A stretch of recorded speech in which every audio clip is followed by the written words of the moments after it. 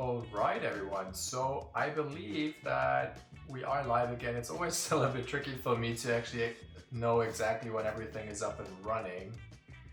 But looking at my Restream.io channel, it seems that it's streaming properly. I just need to check my YouTube quickly, if that is all going to plan over there. Seems to be fine. Seems to be on YouTube, which is amazing. And now I just need to double check also on the Twitch side, and then I need to make sure that we have actually the chat working as well. So let me first minimize my face. This is on top. And then we get going in a tiny bit of time here. So today I'll be talking about more of my grooming exercise for my little character here. I can actually show this in the meantime. Just that it's not too super boring here. Let me visualize the hair. There we go. So that's currently the Houdini side of things. And we will be working on that in a bit. I need to work on this headpiece thingy a bit better. Alrighty, so I need to see if the chat is up and running. So let me just open up the Restream chat thing.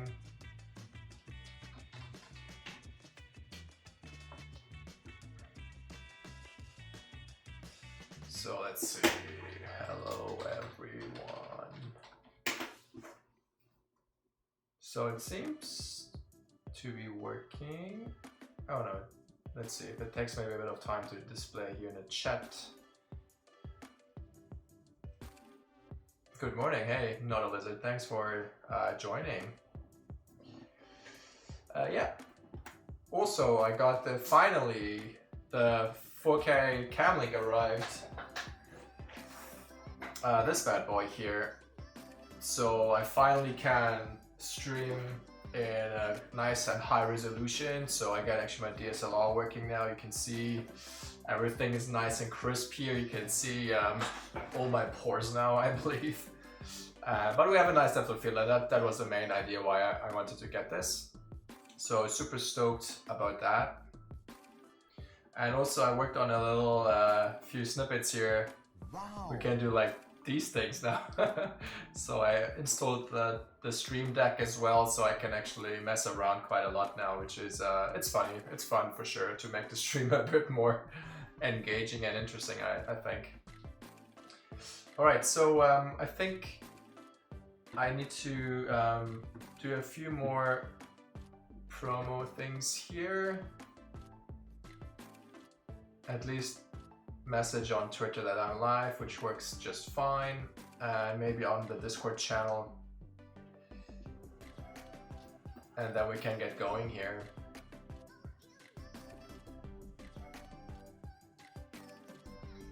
So let's just do a hey all live on YouTube and Twitch. Alrighty, so let me in the meantime bring up now the previous renders. So I think I showcased this not too long ago. So what I want to do now is just show you where we left off with the renders.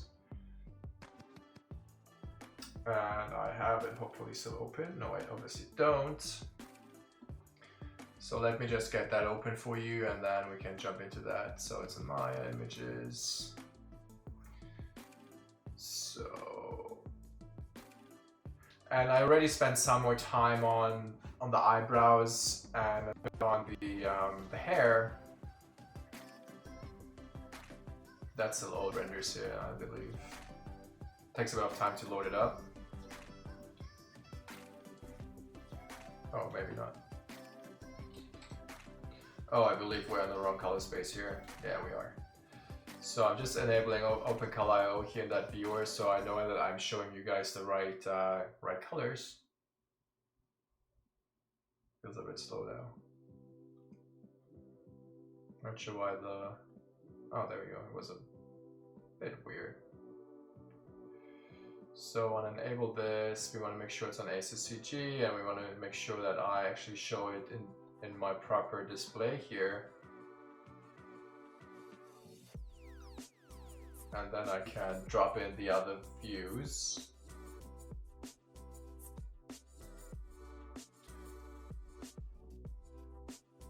So let's just drop in these guys. It's not loading all the sources, obviously. Well, I should have prepared this beforehand. So yeah, this is right now what we have, and I believe now even now the color space is acting up again. So yeah, you can see I worked on the teeth shaders, and the skin is a bit more interesting, but I still believe now that this is not the right space. Okay, now it is. Yeah, so you can see this is what I have, and I was like had some issues with the eyebrows here, that they are penetrating. Oh dang it. Like this, and I just fixed that already, and I did some more painting on the Houdini's on the ZBrush side, and I worked a bit more on the lips to get more details there. Not super happy with this yet. There's still lots of things to be done, I think, but it's definitely getting there. And let me show you the reference again. So this is my ref here.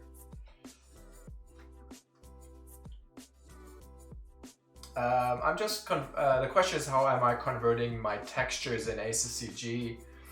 And I'm not literally converting them. I'm just letting the renderer handle conversion. So in Maya, for instance, I'm just specifying what the input color is, and then it will convert this at render time for me. So I'm just specifying, hey, this is a utility sRGB map, or this is a utility raw map, and then at render time it will be converted. Hope that makes sense. It should be fairly automatic, so I don't have to deal with much. So I messed around with the groom a bit. What I did now was adding these little finer hairs here, which I just merged together with the main hair. So there we have like a few flyaway hairs, and I just need to export those now, and then we can load them into Maya. So just save these to disk. That's the head hair, yeah. So they take a bit of time to export because we have tons of curves of those. Minimize that. We can actually also go into ZBrush. I'm not even always sure why it's not minimizing when I'm asking it to. There we go. And then let's load up Maya here. And I changed the DPI scales already, so it's actually for you guys easier to see.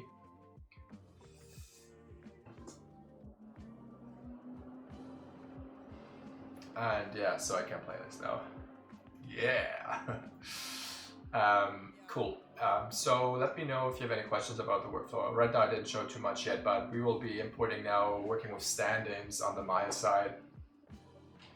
In the meantime, I can just get these guys to be a bit smaller here, so they're not too interrupting here.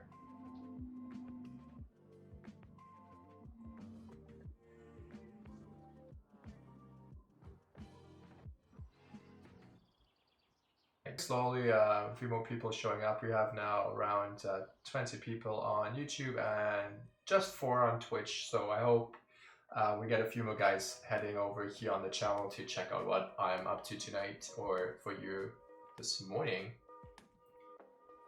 So let me just set the most recent project here. And then we will open up the sand file.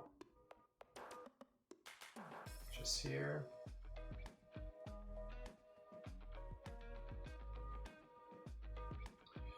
The question, how do I export the Houdini hair curves to Maya? So essentially, I'm just exporting a curve, alembic curves here. So I'm just doing a rough alembic. I'm just picking the hair here. Well, let's do this. And then with this, I'm just hitting the rough alembic and export them as alembic. It's fairly straightforward, I believe. And then on the Maya side, I'm using a stand stand-in to bring in the geometries. So it's just a regular AI stand-in node, which will bring in the LMX and read them.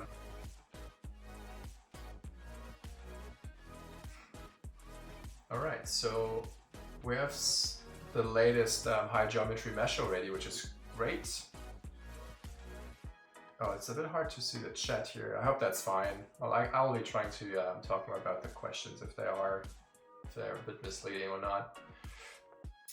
Alright, so we've got this guy, and here are the stand-ins on the left. So you can see that my path is actually going to the Alembic, and then they are just picking up the Alembic files at render time, loading them in and assigning the shaders then.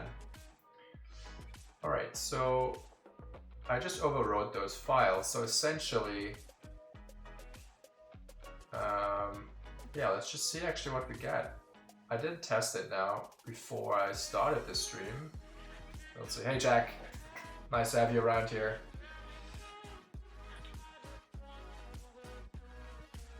Alright, so let's just start the progressive refinement render and maybe reduce the samples for now. Enable progressive, and let's just yeah, let's just run the scene, and it might take a bit of time. So there was a question about alt drag, which is what I'm using to move my windows without actually me having to click the title bar. You can see now if I hit my Windows button and I click and drag in the window, I can move it without going up here, and the same for scaling, right? I can scale it just being inside the window. So the plugin is called alt drag, and how the way I set it up, I need to press the Windows hotkey or keyboard key, and then I can just click and drag. And no, I don't need to. Do we have to just hover over the window? I just need to hover over the window, yes. It will always pick the window below the cursor. So C. Cruz asks if I'm doing the grooming in Houdini and then you export the final curves to Maya. Yes, that's exactly what I'm doing. I think it's an easy process. You can obviously just render directly in Houdini, but I just started in Maya just with my lighting setup, and I just couldn't be bothered to just export this stuff. Essentially, it should be very straightforward just to render that in Houdini too.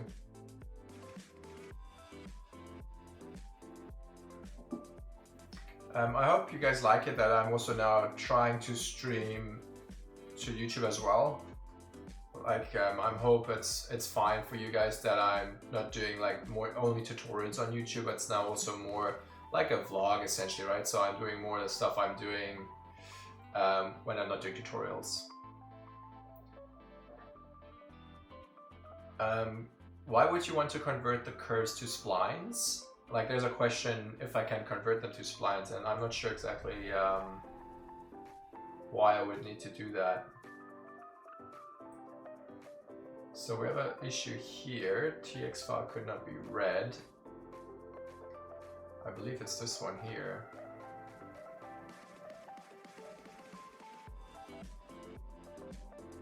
Bump height TM.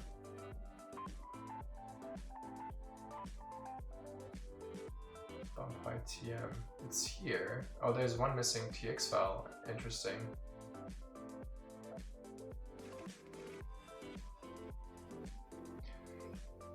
Why is that missing? That's funky. Let's just type in the Udemy tag here. And then we go to Arnold TX Manager. Oh, that's funky. They did not really, it seems they were not processing properly. Alright, let's just hit create TX here. Oh, let's actually flush them. Select and delete. The UI is busted now because I changed the DPIs. So this will create them. Let's see. For exchange, oh, you want to? Oh, that's a great question. I think you would need to import them normally using Alembics. You can bring in the Houdini curves, but obviously you would not. You wouldn't want to bring in 2 million curves, right? Because that's what I'm doing now with the head here. I'm not sure. It's not 2 million, but it's quite a lot. So I don't want to deal with Maya and the curves. So I'm converting or using this as a stand-in, so they just get loaded at render time, which is beneficial because I don't need to deal with Maya's lagging. But I think if you only export the guide curves, you can totally convert them to splines and use them in XGen. Yeah, I'm pretty sure. Hey Andrew, yeah, I started streaming pretty late just because for me it's, well, I'm only up from 11 till let's say 1 or 2 roughly, and the good thing is I have lots of viewers in Central Europe, and for them it's early in the morning, and if I would do it after hours in Vancouver, like 6 p.m., most of them in Central Europe would be asleep, so that's why. That's cool to have you here on Twitch, Andrew. Thanks for showing up. But yeah, you might be right. Maybe that's why. That's why I don't have so many viewers right now on Twitch. Yeah, we should actually collaborate at some point, man. I see you did some portfolio reviews recently, and yeah, it's pretty successful. So we should join forces, I believe. I'm not sure why the TX doesn't work. Great, yeah, I love it. Ah, come on. Sometimes the TX manager is just busting. Yeah, I didn't know that either actually, like, but I think you're now at DNEC, right? Like, you were in the London? Yeah, I think you're at LM London, right?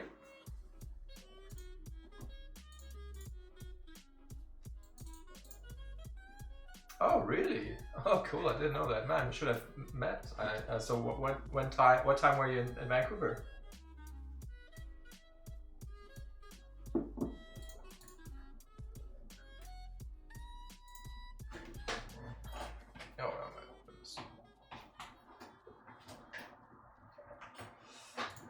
I'm not sure, my Maya seems to be busted now just because I tried to write the TX file, so I'm not sure. But it seems like it's processing something. At least it's on the memory. It's cooking.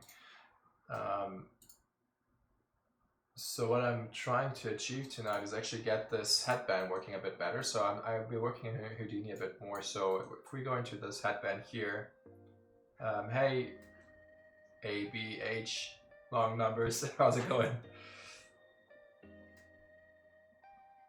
Oh dang, Transformers 5. Is that the Dark Knight? EP, what is that, 6? I'm not sure, Dark Knight. Oh wow, because I joined ILM Vancouver for Dark Knight. So yeah, we actually worked on the same show then. That's crazy. Yeah. So yeah, we're trying to work on this guy, and I'm not super familiar with Houdini yet. I'm still learning, and obviously there's tons to learn in Houdini. So I'll be trying to actually generate this pattern here, and I need to do some manual work on this, I believe. So I'm trying to do this V-shaped pattern, and I'm thinking of doing just toruses shaping in these V, like I've just placed them manually in the rest pose, and then we can just create an attribute transfer on the points, and hopefully by that we can switch to different shapes. Oh, you modeled the hot rod. That's pretty cool, man. Really rad. Yeah, man, it's crazy. Yes, this head thingy is in Houdini. I can show you quickly the process of how I built this. So essentially I had the torus here. This is my starting point.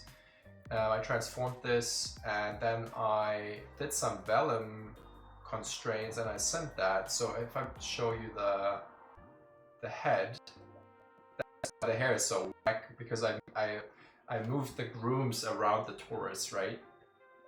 So if I now hit play, I'm not sure if, yeah, so you can see now it's actually simming again, and you can see now how it will squash and bend and distort. So this is using the vellum constraints, which are now in Houdini 18.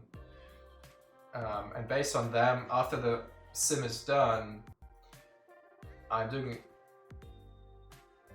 Oh, what's happening now? Now the audio's messed up. I guess you hear that, right? The sizzling? What the hell? What's going on now with the audio? Is it just the music? Yeah. Okay. Okay, well, for me it's like really crackling up now. I'm not sure if that's just my headphones then. Anyway, so I have the point deform, and I'm just deforming a high-res geometry here. So if I show you the wireframe, you can see this is now my higher density one, and the one I use for simming is a lot lower in resolution. And then I use a point deform to actually apply the deformation from the low res onto the high res. And the benefit of this is I can manipulate the rows and columns independently from the sim. And the cool thing is then I can do like my actual point placement. So I'm using a divide here to create a more staggered look. And then I have like these really small toruses, which should represent these little shapes or beans or whatever this is. And then I'm just using a copy node and then copying into their positions. And then I have this little grid here, which is this, which I generated from this divide. And I'm merging them together, and then I'm file caching this to the, so essentially this is what I have right now. Yeah. So there's a question is, how did you find the VFX industry in Germany? At the time I was working in VFX in Germany, I wasn't working on these high profile productions like I think Pixelmondo and Bryce and Trixer, they all had these big Marvel productions and Game of Thrones and all these. I wasn't a part of this, so I pretty fast transitioned over to work in London, where I worked at MPC and Cinesite. So I don't have much experience in the VFX field right now in Germany. Obviously, I worked at Trixer, but this was a smaller. I was working at Trixer, but it was on a smaller show, not the big ones. No, I didn't know. Well, I'm not sure if I worked with David Scopera at Pixo. I was in Hamburg. I'm not sure where he was actually. But I work with him now at LM, so we work together on a few shows already. So I think my Maya has died. Like, let me just actually force kill it. Sometimes my Maya is sometimes just too annoying to deal with.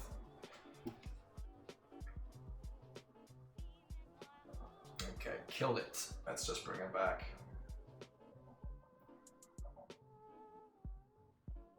Oh, that's funny. Okay. Yeah, it's a small world, man. The VFX industry is just super tiny. And actually, I watch a few of your streams too, so because like I just started a Discord channel, and the people over there, they just said, oh, you gotta look at this channel and you gotta talk to Andrew and all that. So yeah, it's great that you showed up on Twitch here. Yeah. Yeah, it happened really.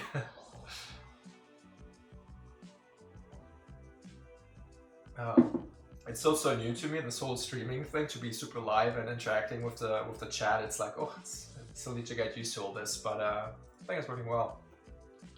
Oh, long question here.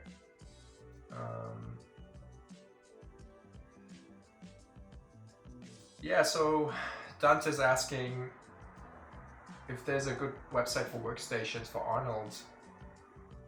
Would it be better to prioritize CPU over GPU? So I think as things are going right now in the industry, everything is leaning towards real-time and GPU stuff.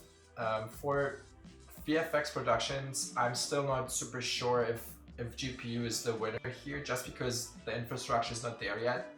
Like all the pipelines and every server things are super heavily optimized for CPU usage. But I think for smaller studios and maybe home productions or whatever, I believe that GPU is the way forward.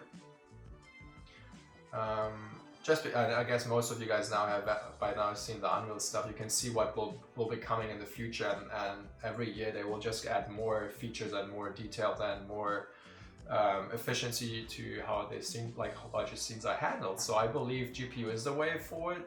Maybe not right at this time, but I believe in the next 5 years or like very soon, I think most of the stuff will just run in real time. And I can't wait once the VFX studios adopt like an Unreal workflow, at least to do the real-time lighting, right? So we can light in real time, and then it will just be rendered on the CPU at some point, because it might be amazing if this will be happening at some point. So let's see. Oh, so you know David from Korea as well. Okay, great. How am I finding the streaming so far, or what are you referring to, Andrew?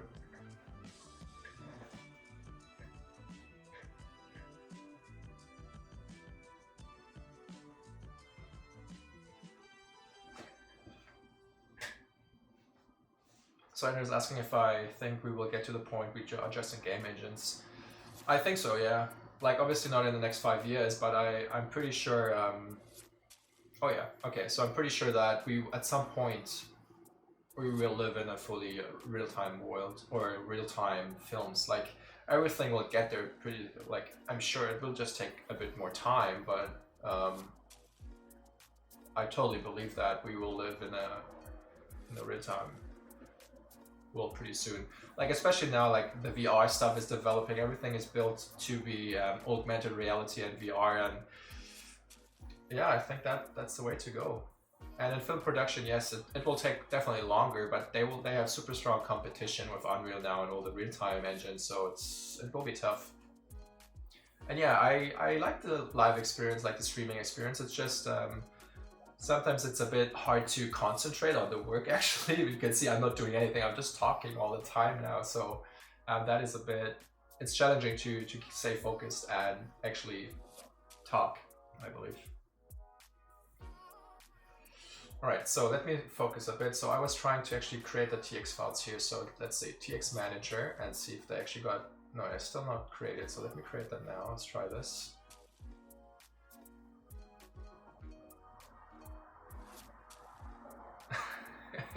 Exactly. So yeah. So sometimes I just, I think my last stream was I just did not have the mic on. So I was just listening to music and just worked actually. And sometimes I would answer a few questions in the chat, but essentially music only streams, and then it's just for me to work, which works. Yeah, focus streams, okay, yeah.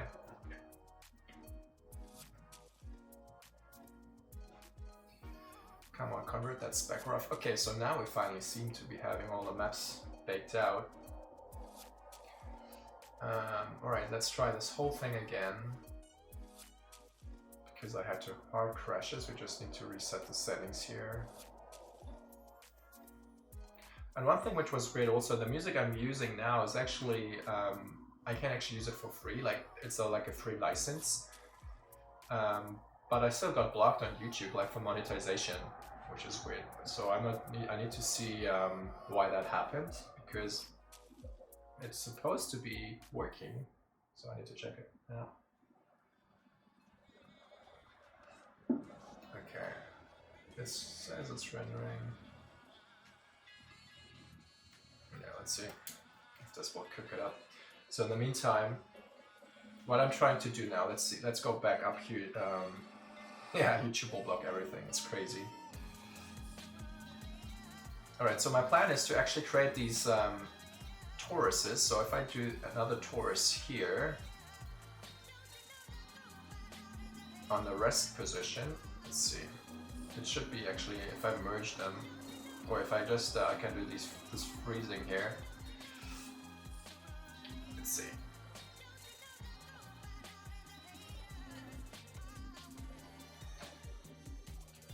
So my plan is to create a torus, which is essentially, let me just hide this hair, it's a bit annoying.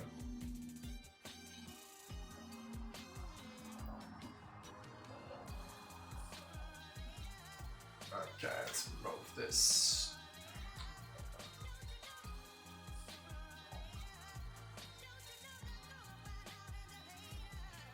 So my plan is to have something like this, which is obviously like this V shape now.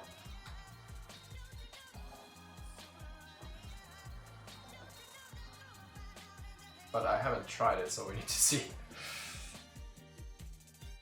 Is there a way to control subdiv iterations with a texture? I don't think so. I never tried it. No, I would say no. But you can specify it by edge length, which is very helpful in most cases. So you can just specify a minimum subdivision length you want to have, and then based on the camera distance, it will subdivide it accordingly. So it's always at the perfect subdivision level. So we had something, and then we didn't. It still says it can't resolve this. Okay, but this is... Oh, is this also a problem? This might be a problem too. Dang it. So I have one texture path. Like, I had a problem. I had to repath my main hard drive from a letter D to a letter L, and all my file paths got messed up now, so that's annoying. Let's see, there's a file path editor. Oh yeah, we have a few broken ones. But these ones should be good. Like, check them. Yeah, they are correct, but this one might be broken. Yeah, this one is still on D. Oh, thanks for the follow. Not a pirate king here, really appreciate that. Can also do this here. Carlton dancing for you. I just set up the stream deck, so I added quite a few memes here, so it's fun. Definitely some fun here. Let's try this again. Hey, Distorted Cake, how's it going?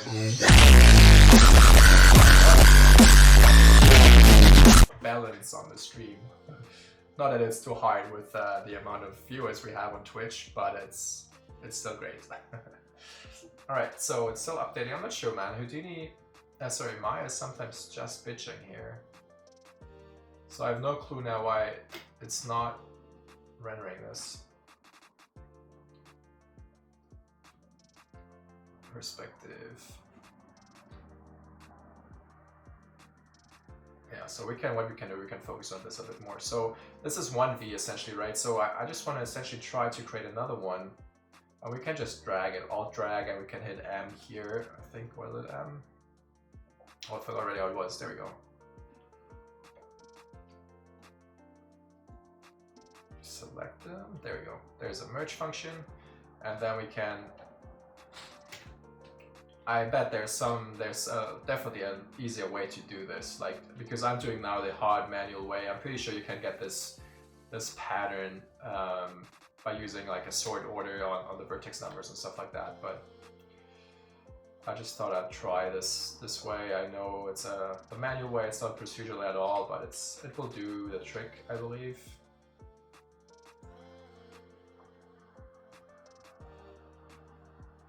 And if you have any questions about the workflows I'm doing, like feel free to ask in the chat here. I'm having this on the side here, so I can totally check it out and help you if I actually can. And we have Andrew here, who's super talented as well, so he might help and know a few tricks, so that's cool.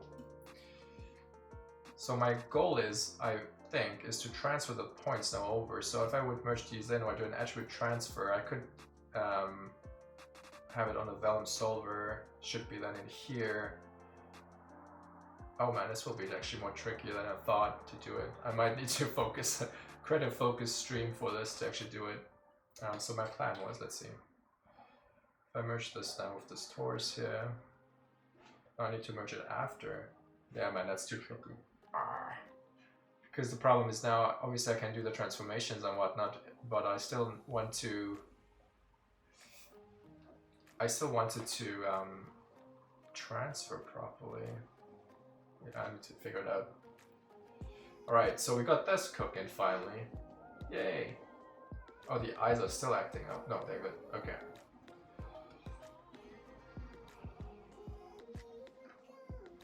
Alright, so that's finally working. Let me just disable the depth of field here.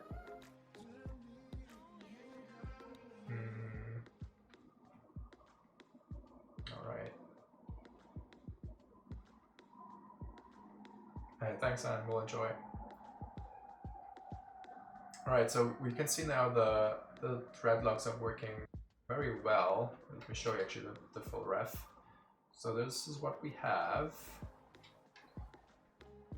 And if you just joined, oh no, I think I closed it again. I had my previous renders open here and a few minutes ago. Let me just bring it up here.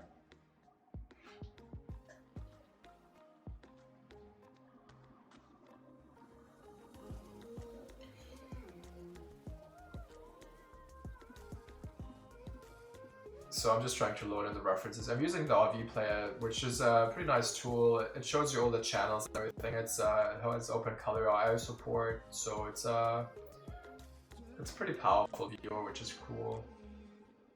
So this is what we have right now, and I worked on the eyebrows to get them not so bushy, I guess. Yeah, so this is what I have. I still need to add eyelashes at some point, and I need to work on the expression as well. So, but my main goal was to look at the hair, and we also need to change the shader. I just don't want to render the scattering right now because it just takes so long to actually resolve. So I'm just disabling scattering here and go back to the shaded mode. which should update. There we go.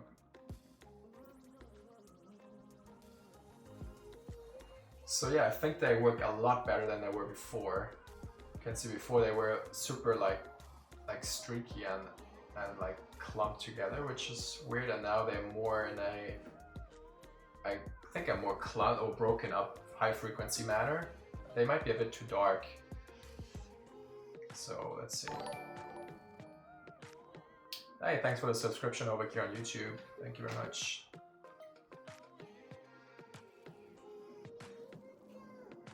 Alright. Yeah, that is correct. I'm not sure, I think something is definitely wrong with my color management here. Like my base color should not be that bright. I think the conversion, yeah, this should not be on utility raw. That is a problem. This needs to be on utility sRGB texture. So I need to reconvert the image, this map here. Okay, render style. Let's go to ARNOLD TX Manager and need to deal with this again. So let's just delete this. I need to flush it, I believe, first. Sometimes it's just weird. Flush all textures, and then we just refresh this. Takes a bit of time to clear the RAM. Hey Ollie, how's it going? Late night, yeah, it's for me now 10 to 12 p.m. It's Vancouver is where I'm streaming from. Vancouver, Canada it is.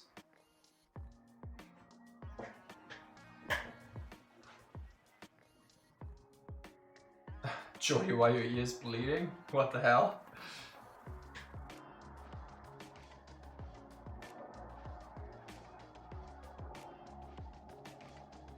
So there's a question. If you learn ARNOLD now, if it's difficult to switch to a different renderer later on, and I would say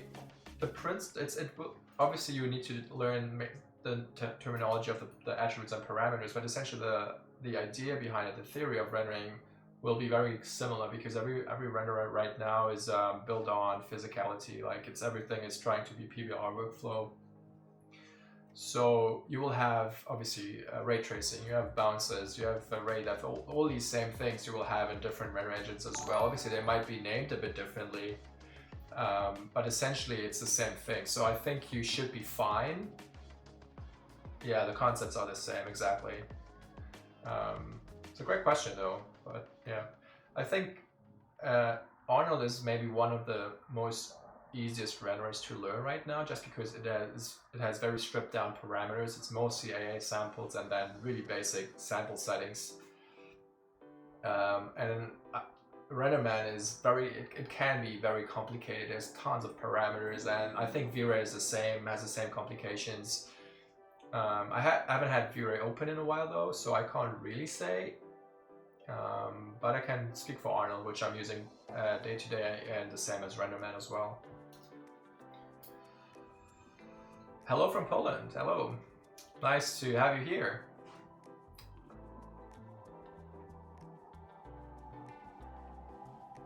So I converted the maps, at least the base color map, from a utility raw, which was wrong, to a sRGB texture, because that is the correct one, which got exported from ZBrush. And I believe it's still transferring the textures now.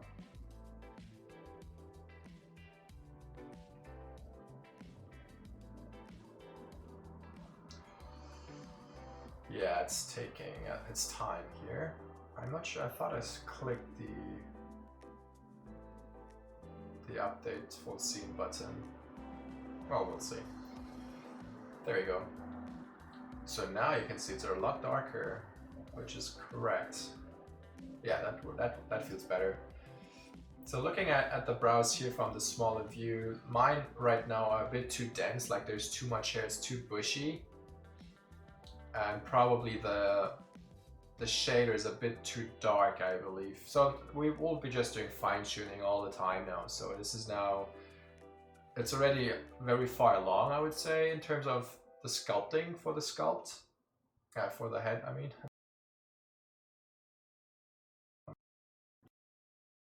Looks like.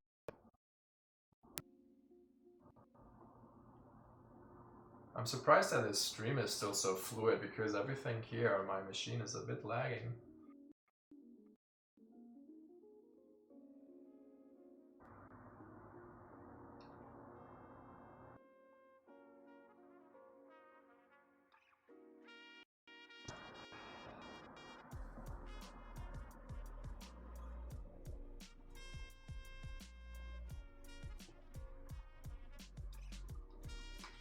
Come on.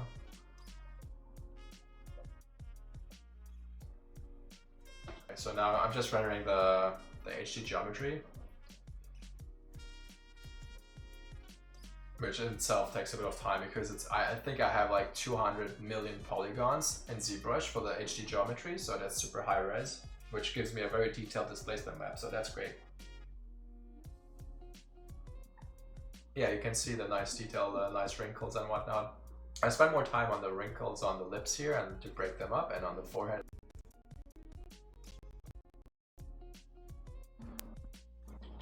Yeah. Alright, so what's happening on this here?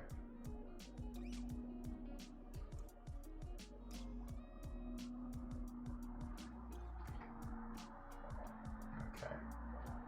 Yeah, so we can also play around with the density and the shader right here in Maya. So we don't need to fully need to go to Houdini to do it, but we'll see. So I have my stand-in selected. I'm just graphing the shader for the stand-in here. So I'm getting the standard hair for this. And if I now change my base color, for instance, or my melanin, you can see now he has, or is no blonde hair, right? So we definitely don't want to go that far.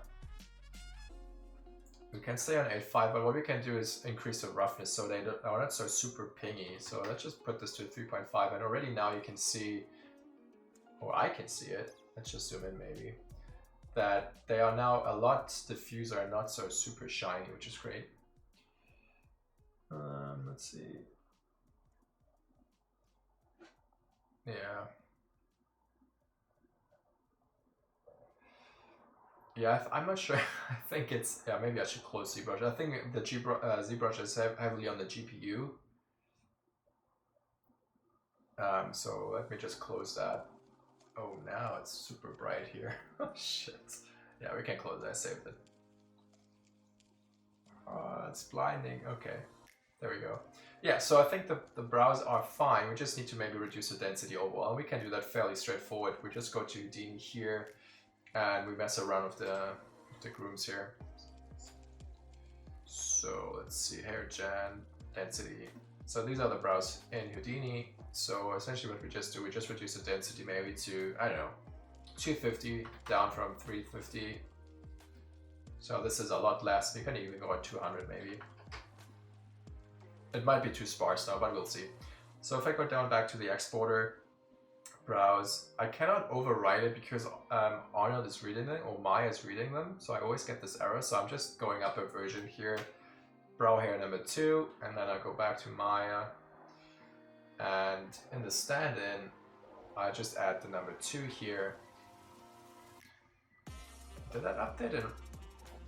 Did that really update now already? Oh wow, I think it does. That's crazy. Like, I love stand-ins, man. Stand-ins are super fast and efficient.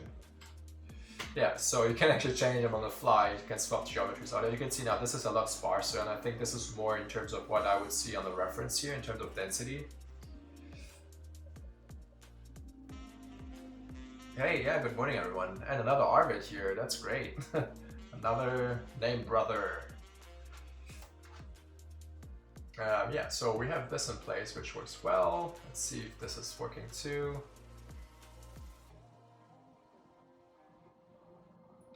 Yeah, I think the brows work okay. And I worked on the lips. Let's actually see how they work. I played around with the textures a bit. Yeah, it's okay, I would say. It's not perfect yet. I think it's a bit too edgy at the bottom. It almost looks like a bloated balloon. But then again, so does it look in the reference, right? It looks also very bloated, but I think my lip is extruded too much at the bottom here, so I might need to just soften this out, like this line here. You don't see it in the ref, so I just need to sculpt that out. So Thanks everyone, first of all, for joining. We have now 37 on YouTube and 10 on Twitch. And for that, we can do a little dance here. Let's see if that works. It's a bit music in here in the building. Oh man, that's so funny. Yeah. Yeah, right, most important to achieve realism. Yeah, so I would treat a render engine essentially just as a tool, right? So like with all the render engines out there, there's no render engine with which you can't produce realism, right? Photorealism. So it's just a matter how you use the tool in the end, right? Okay, we need to definitely deal with this headpiece now. Like I'm really struggling to get a nicer shape in here.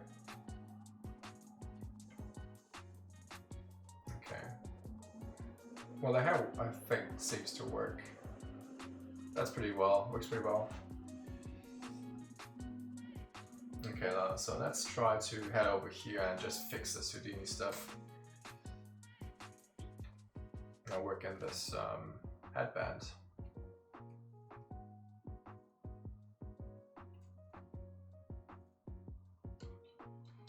Alright, so this is what I'm trying to do. So I'm scattering this torus, like these smaller toruses here, to these points. Oh, now it broke. I think it broke because I added no more geometry to this. That's super funny.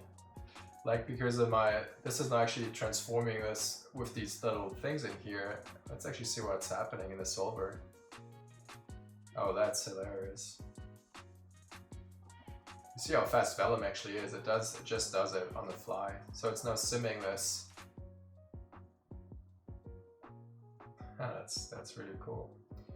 And then I do the pointy form. Obviously this will break because I have just that one single torus here.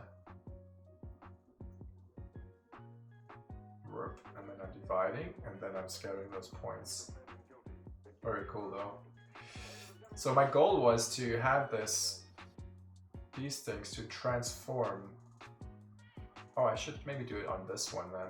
Oh, I should just do it on this one. That makes more sense. Yeah, okay, maybe we can do it after all. So let's just disconnect this, hitting Y and dragging. We can move these ones over. And if I merge this, we can do an attribute transfer. No, we actually don't need to merge it. We can just do an attribute transfer. Attribute transfer is essentially transferring one value from one mesh to the other based on distance to the mesh, right? Yes, Redshift has a little bit less realistic renders just because it has an approximation of GI and all sorts, right? So it's not a brute force unbiased render engine. Or is it? I actually don't know if it's unbiased. But yes, you can add LUTs though. You can have like special LUTs which actually make it look like it's working properly. So I think you can still achieve realism with Redshift. Alright, so let's see. I need an attribute on here. So if I do an attribute create, is it called create? Yeah, attribute create, and I just call it maybe point. We just call it maybe, I don't know, V shape, whatever, V pattern.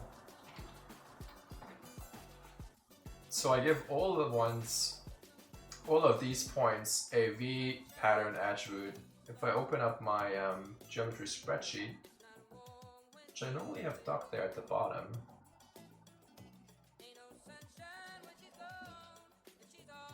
let me just split it. I keep forgetting the hotkeys here. So we want this, and then we want to view it here, and we do a spreadsheet. So you can see now we have this V pattern, which is on 0, which is funny. We want it to be on points, which it is.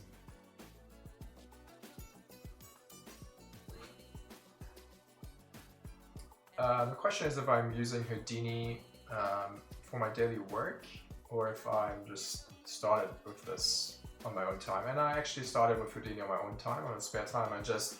at work, obviously, I talk to quite a few people who know Houdini, and so I have the benefit of asking professionals in the industry, so that's great.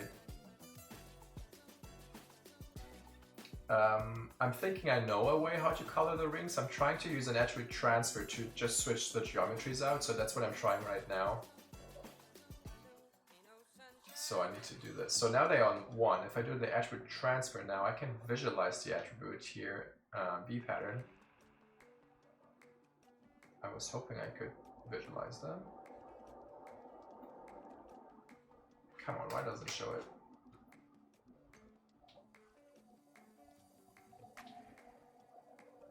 B pattern. I guess I need to specify it first. So what I want to do, I want to transfer the V pattern.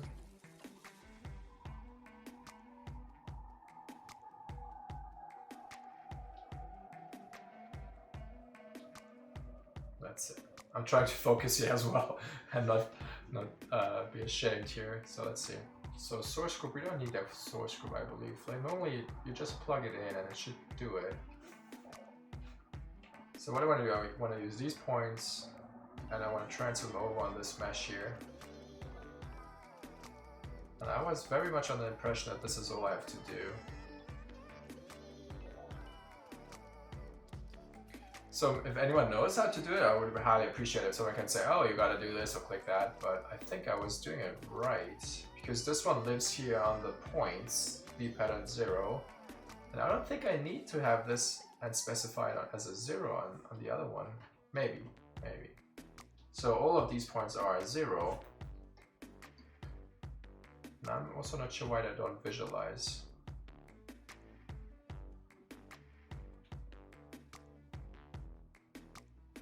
What the hell? I would expect them to be like a blue, because there's no they're on, like the value for them is 0 essentially.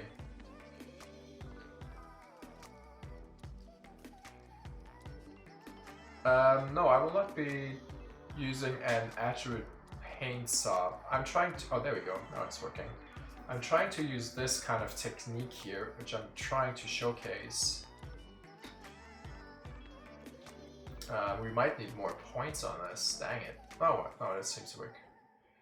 Or we just make those things thicker in terms of their radius. Yeah, this might do it maybe too. You can see now what I'm trying. I have like these toruses scattered around this, and I'm transferring attributes over, and then they will deform. You can see that it holds the shape. And now my my ultimate goal is to have these points. So whenever the value is 1, it should use a different mesh, like a different object here to swap out. So when it's 0, it should take the torus, and then when it's on 1, it should take another object. So I need to figure out how to do that. Like, how can I switch the objects? I guess we can use a switch. Hey, morning Ole, how's it going? Can we switch it based on the point? That's no sound. We can do a for loop essentially. Yeah, I think that could work. We can do for each point. And I'm freeballing this now. We'll see if this will work. So the goal is to just swap them out, right? So I have a for each loop and I'm going over each point. So it's going over each point, and then for each point I want to read the value which I transferred, right? Yeah, there's a switch node in here, which I will be using now.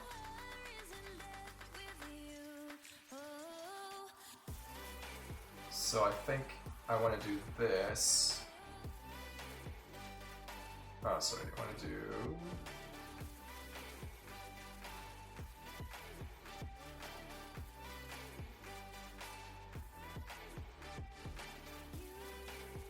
I just move this out of the way. So first of all, I want to copy the point over. So if I do copy 2 points, I want to copy this point to this and make sure we are on instance. I want to do this. So essentially now we just replicated the same thing in a for loop, right? So this is going over each point in the loop, so I can do a single pass and it will just, you can see now it will go over each point and just copy that torus to it, right? So I'm still not super sure. I can do a switch in here. And based on the input, I can do 0, 1. So I think I can do add v pattern is equals to 1. Is that how it would work?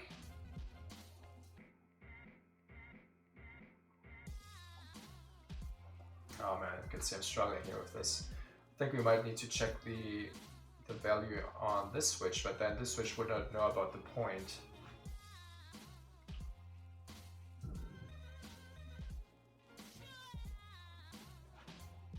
Let's think about it. So we've got this and the switch. So I want to switch the inputs, right? So if I have a box or a sphere, just do a box quickly.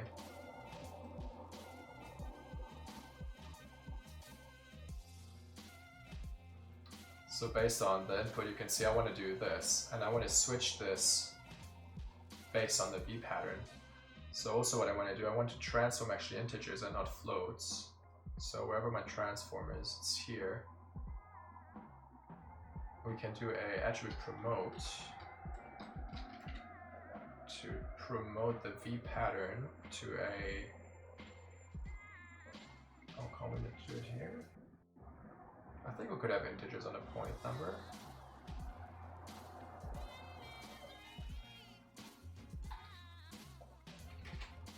I believe there was something like a floor function as well to convert it, so let's see if we can find something on the side here. Float to int.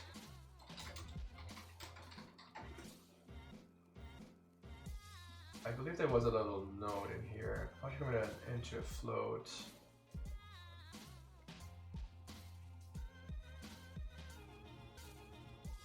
That's in Bob, so that's essentially like, that's it, v2a, I think that's what it was.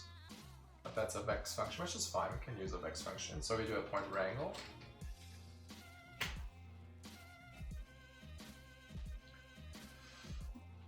So we do v at, let's say vp is equals to at v pattern.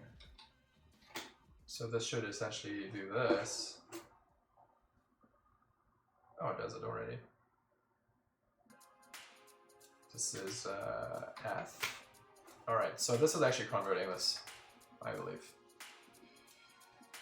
So we can now see that we have integers where we have the pattern, so that's great. We can just keep it at VP for now. So we're still struggling. So now these points in here, so this point knows about the VP now, so you can see. Or does it? Goes in here. Oh, they don't pass it over.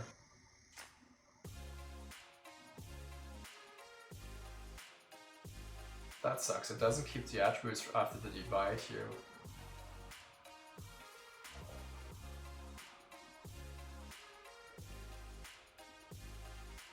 Man, there's so many little issues here I'm facing. So if anyone knows how to deal with this, I would highly appreciate any help here.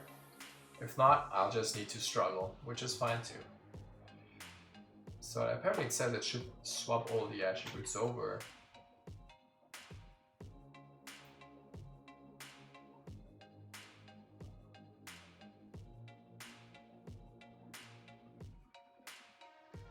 But then it's not picking them up.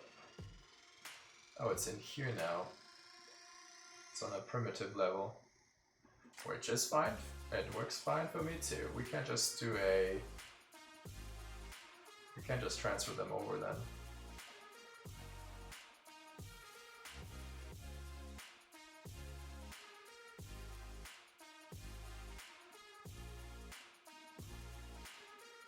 So if they're here, that's good.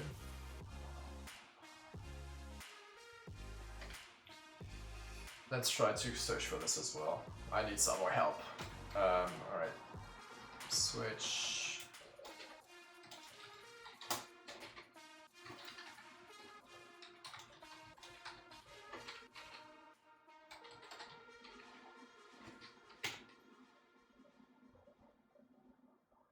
So yeah, that's what I'm having. Problems, lots of problems.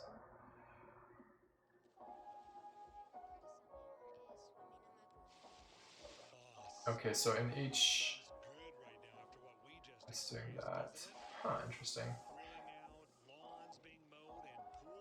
There's a point expression you could do. Wow. Now I'm struggling a lot.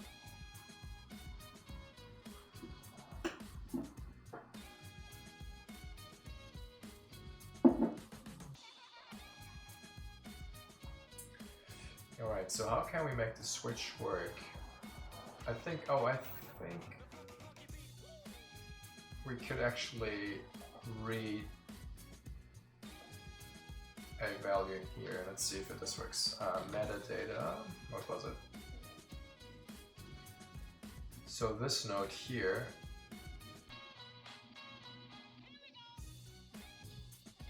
did I create the wrong one now? So this node here should have the iteration number and the point number.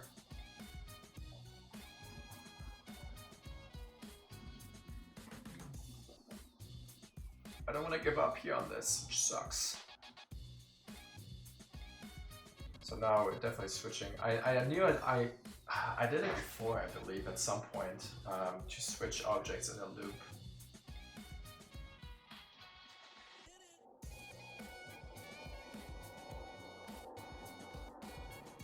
I think there was a node you could do before, which was copy stamp. But I also don't know how to use that as well.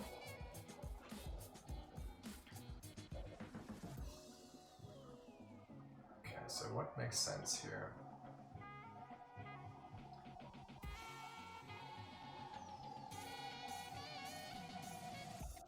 Yeah, let me just Google this, I will find a way.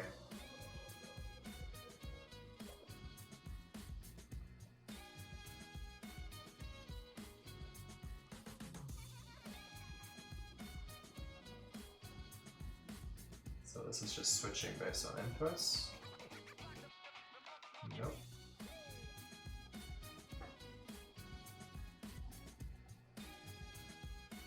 How to randomize geometry. Let's see what that helps us with. In the meantime, feel free to ask any other questions so I can talk about it. So it's not a super dead stream here, so let me know.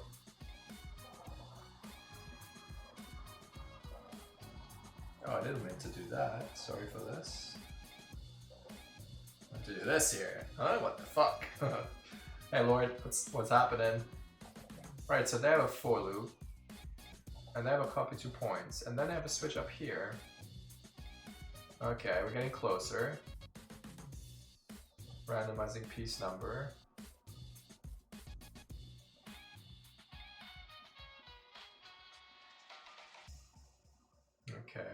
Okay. I'm gonna go back to the switch node and look at the parameter pane. I've tapped the following into the field.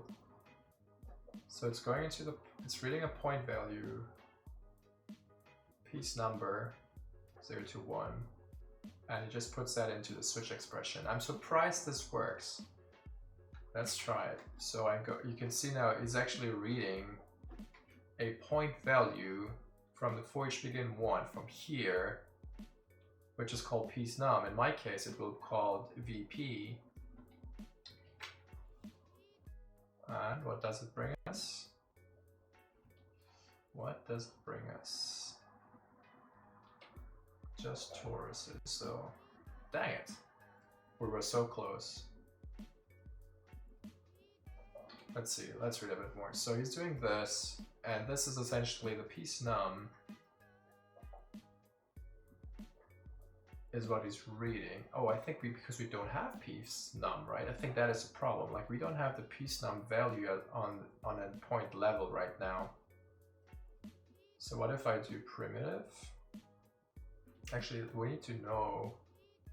I think there's like this intrinsic, where was that again? Points, VP, so it's here. Let's see, apply to points, accept all these ones. We don't want to add, we want to copy. Why is the WebV pattern not in here? Oh, it is actually copying everything except these guys. So if I check here again, my divide has the VP on primitive level. So what if I do in here a attribute promote, and I want to promote this from a primitive to a point level, and we type in VP. So now VP lives on my points again. And we pipe this into the for each loop. Let's see. I still don't know why it doesn't show up here. Reset cached path, I don't know. Oh, got 2 points. So I believe it is working. Somehow it is working.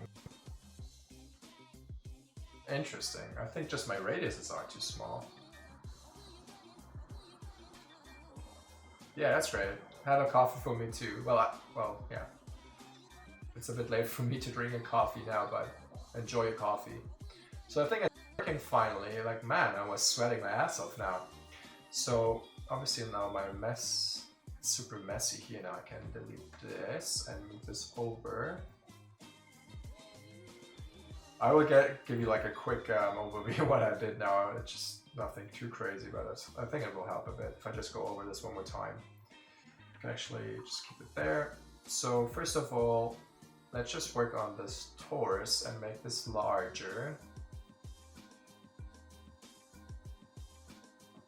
Or let's work on that root transfer and make that larger. Okay, we can see something. All right.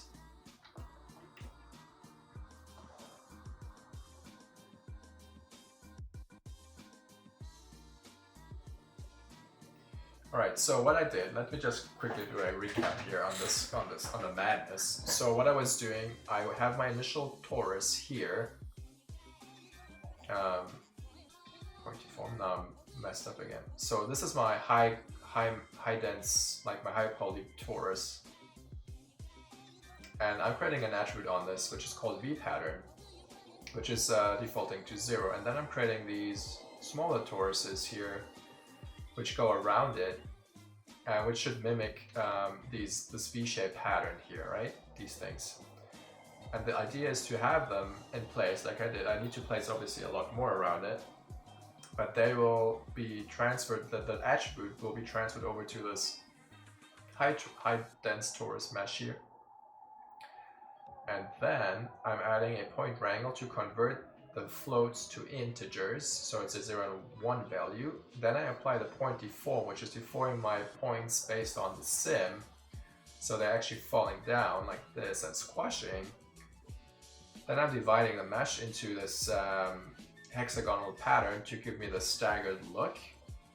And then I'm not sure why the divide is doing, like converting, changing my points, my parameter from point level to primitive. So I'm doing an attribute promote here to go back from primitive to point level.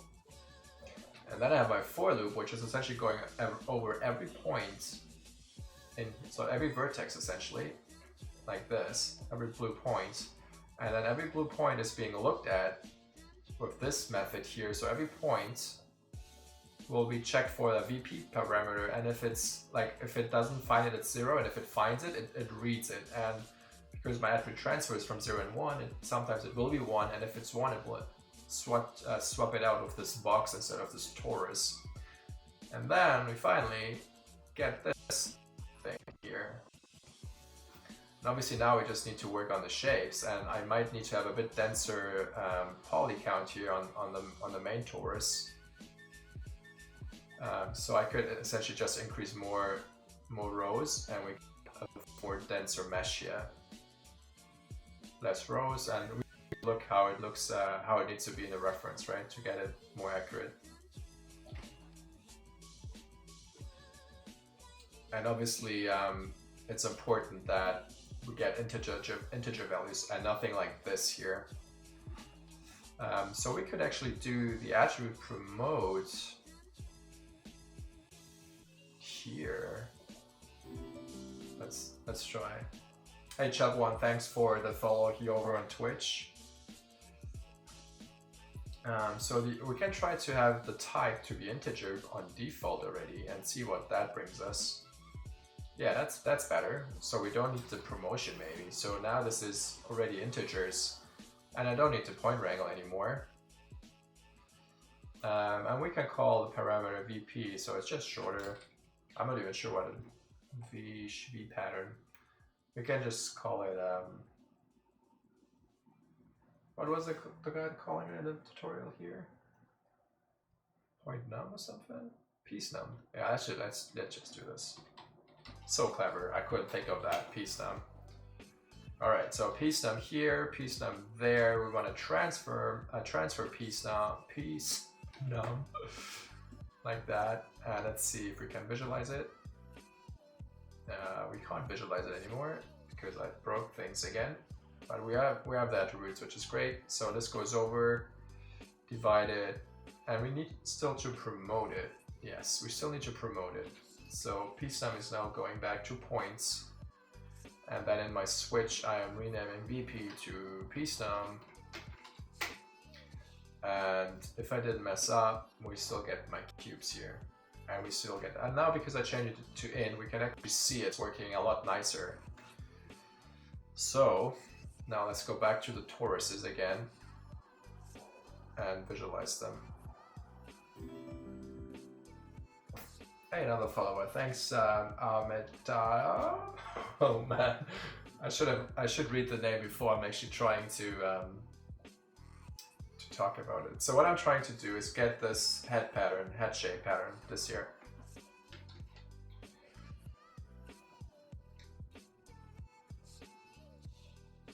So I'm trying to generate these V patterns based on the toruses I have placed, these guys. Yeah, and you can see I did struggle a lot to get the initial look, like the initial swap of points, but now I think I got it, and now we just need to fine-tune the attribute transfer essentially. So this is now based on the radius, which I specify in the condition. And if we are very subtle with this, man, this will be tricky to achieve, I think. Like, at least you get it exactly as I want it to.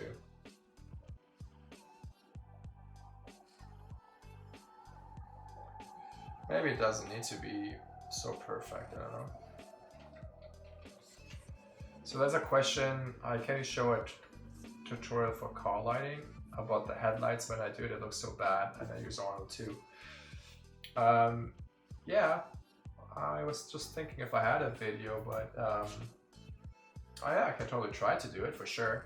At some point, like you're just talking about the headlights to get the nice chrome refraction, right? Is that what you're talking about?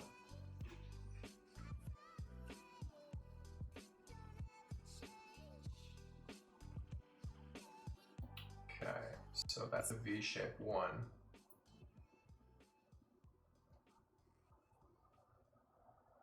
Let's just do this. All right, so this is what it is.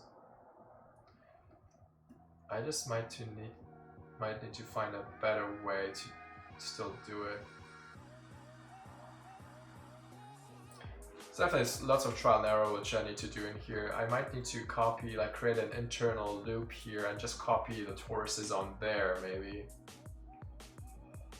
We can try this. There's like a skeleton 3D thing here which we can try. What this does, it creates actually a line in the center.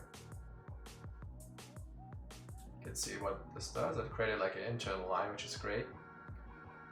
Let's see if we can do fuse distance. Now we have a curve, we can resample the curve. We can smooth it, subdiv curve. So now we have a pretty smooth line in the center of the object. and my idea is now to copy the torus.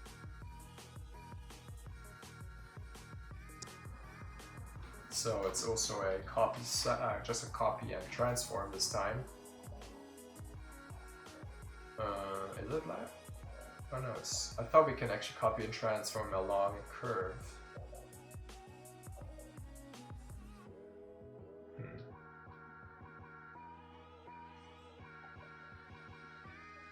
Oops. Ah, dang it. Can't I change the playback rate here? No. Okay, I'm stepping out for a quick bathroom break here. Let me just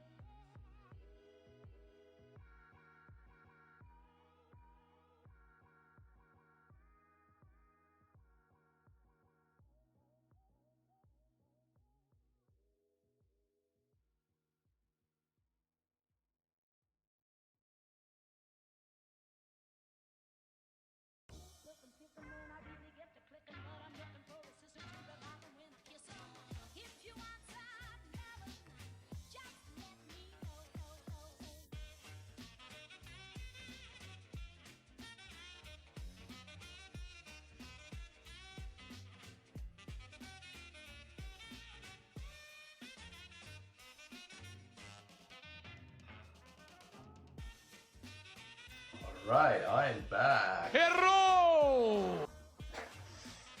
There was no audio on this one. Shit. Let's do this.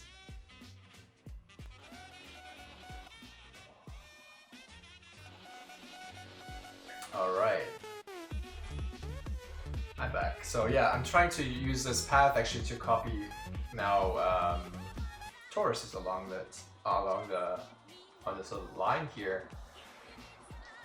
I was hoping that the copy sub would have an input here, but I don't think it does. Maybe there's something else. Like there's tons of copy options here. Copy to curves. Not sure if that. Maybe. Let's try this. Copy to curves. And we have this guy. What did it do? What did it do? I'm not so sure.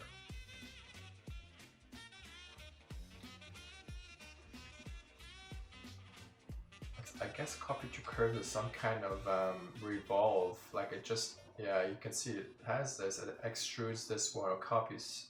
Oh, it's actually correct. I just have too many copies, I believe. So where can we change? Oh, that's just based on point number, I believe. So let's just increase the length. Yeah, that's what I'm talking about. Alright, so, and these ones, I'm not sure why they're offset. Why are they offset?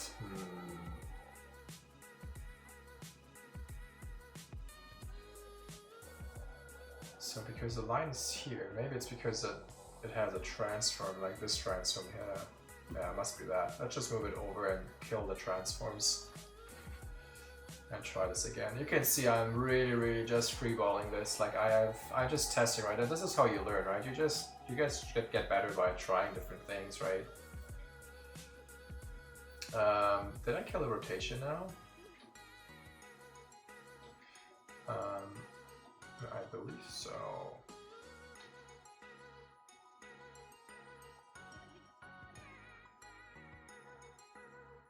All right. Let's see.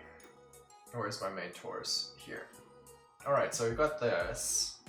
I think we actually seem to be able to get something here. Then we want to rotate it like that.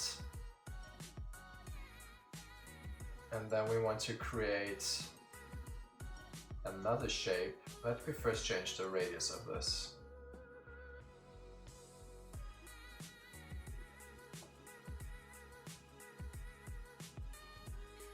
So if I do another copy, man, it gets messy quickly here.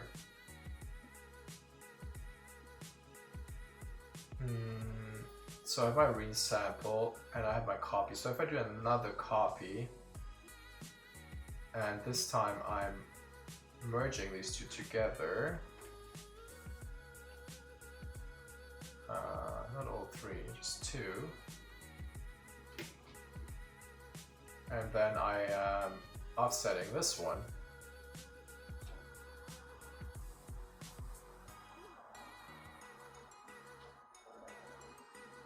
And now we just would need to offset the point order, I believe. So we can have like a sword.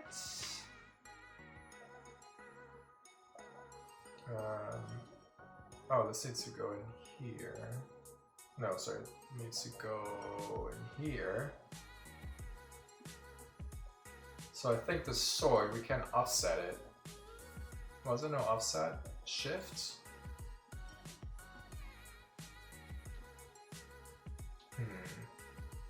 I was hoping this would shift my points. If I change, because the point number is changing, you can see there's a 2 now. So I'm offsetting the point numbers. But it's actually not offsetting the points itself. Like it's, I could rotate them, I think.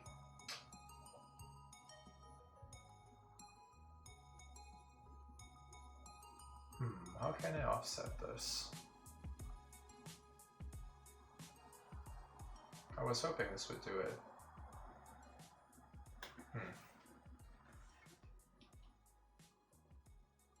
Because they're both going around the same point. If I would rotate this, it would work, I think. So what I could do. Where's the transform?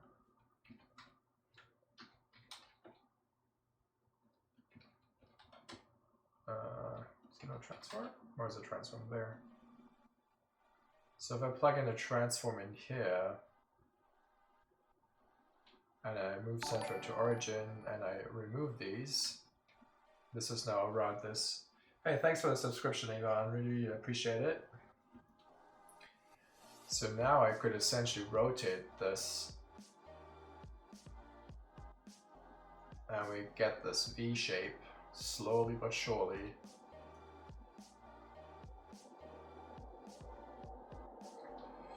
Man, it's really taking a long time to do this though.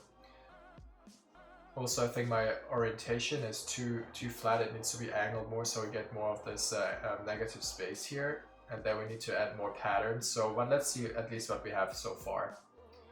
So if this is my attribute transfer, right? So we want this to go up here.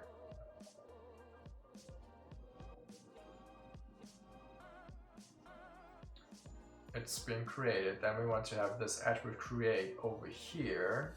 And then we want to hook this up to this one.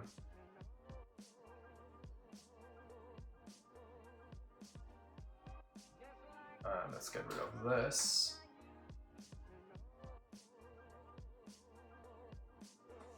Man, it's getting messy here. The good thing is we can just move it all the way up. Like this.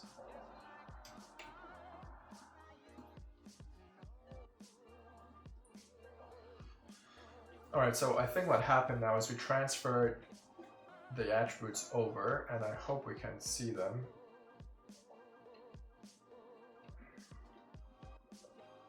I'm not sure what we see here. We have no ones anymore, which is a bad sign. I think just because we changed the torus sizes, we might have not enough information being transferred over. I hope that's what it is. Yeah.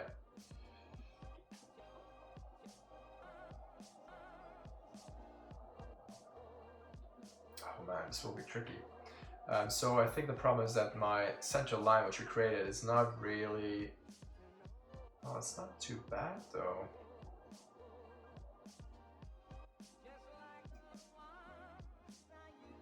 Maybe we need also more subdivisions on the torus itself. Not sure, maybe.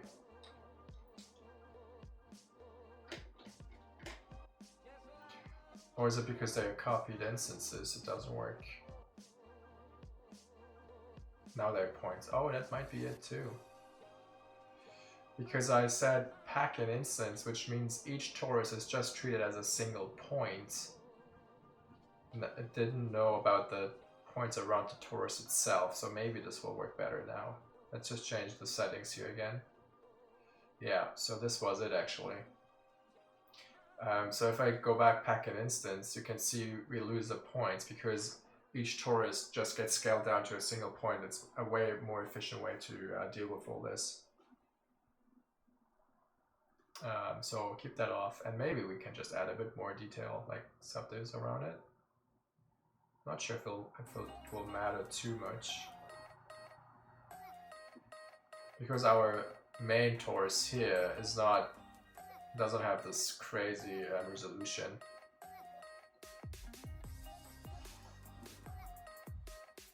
The thing is, we could transfer them. Yeah, I don't know. Let's see what we get now. All right, so we get something. Let's first of all reduce the box size, and actually, so you can see one of these are like these little spheres. Let's do this, and the other one is a torus. So I want to do a sphere, and we want it to be a polygon. We want to add subdivs, and we want to scale it down in a bit. So first of all, I want to do this here. And this goes here. And the sphere needs to go smaller.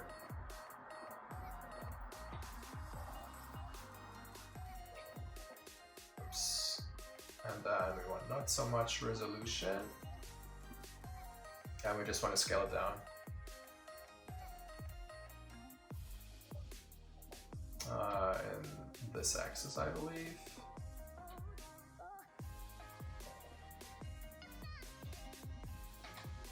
Let's just do it with the transform. So I just want to scale it down. Is it this one? Yeah, like this. And then also in the other axis.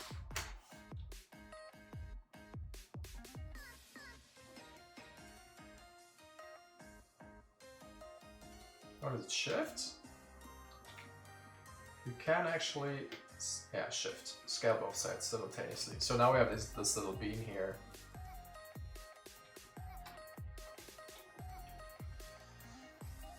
And they are right now not oriented on the normals, so I think we would need to add an orient node, like an orient attribute on here. Let's try that. At orient is a V, at orient is equals to at n. So now it's, but we don't have normals on this?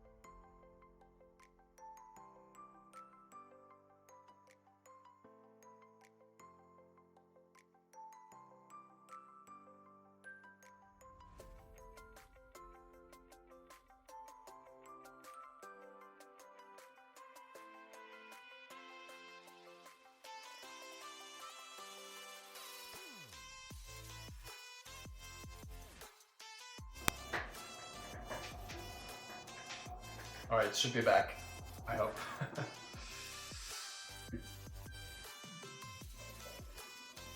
I just had a battery issue, so right now I don't have a power supply on my camera, so I just have like around 2 or 3 hours of battery life on this. What was your question? Can you send me a link about the video? About what video?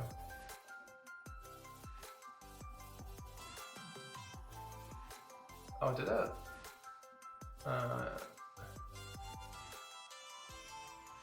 Oh, yeah, sorry, yeah, I got you. I missed your question there. So,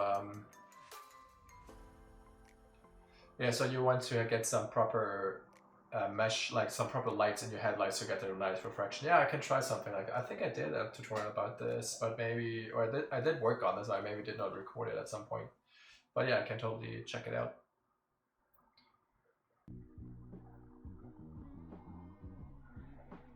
So yeah, I think there were, I didn't miss any questions, that was the only one I missed. So okay, we've got these little beans now, so we can kind of see the pattern. Let's just see how it looks with this grid as well, like that. You can see that the grid nicely showcases all those little beans here, and we have the same kind of grid pattern, I think, in the reference. Just scale it down. That was way too large.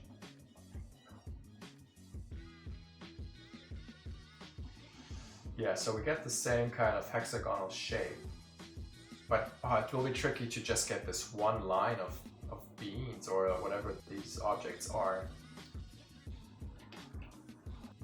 So right now, so couldn't you twist the torus a bit and use a nanomesh in ZBrush and simulate it to full in Maya? Oh wow, I have no idea. Sorry, Lord Etrax, I have no idea how would I be doing this. Well, you can try, like you can, if you can come up with a solution, I would highly appreciate it, for sure. Alright, so what we see now is we see more or less 2 lines of things. The photo reference is called pure ref. Where's my transfer? There. So let's try to reduce. Oh, what the hell? I'm not even sure when I last saved this.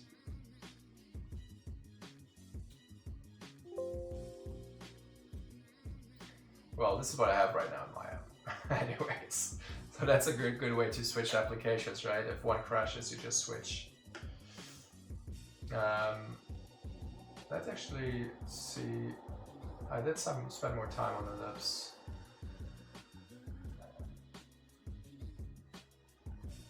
I just wanted to check. No, lips are still good. So yeah, I'm just waiting for Houdini to come back to life. In the meantime,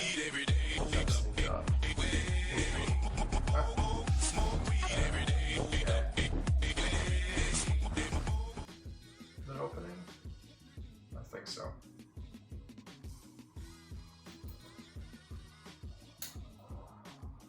Come on, Houdini, don't fail on me now.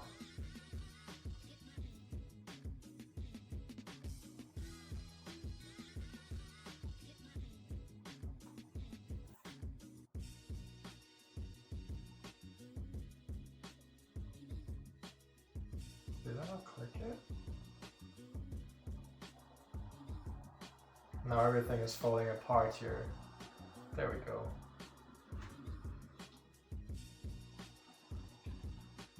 Alright, so my goal is to just at least export these headbands and maybe get an attribute on it so we can actually color the one piece is white and the other one dark. So that's my goal for tonight. And I don't think we are too far off, I hope. Hey, Mr. Kaiser, thanks for the follow here on Twitch.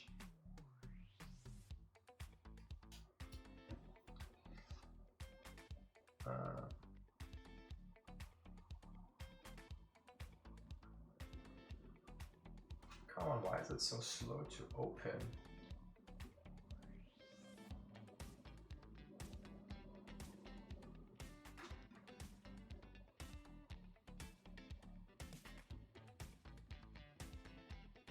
It's loading all the operators and stuff. It's crazy that it's so slow. Yeah, the skin looks too smooth, right? I agree. Let's first show this in a different, the correct color space. But I agree with you, it looks still too smooth. Aces. So yeah, this is what I have.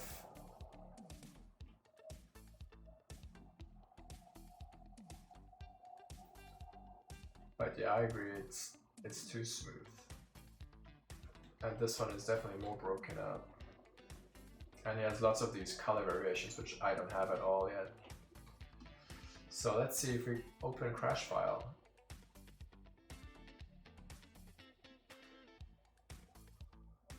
Open it. Yes.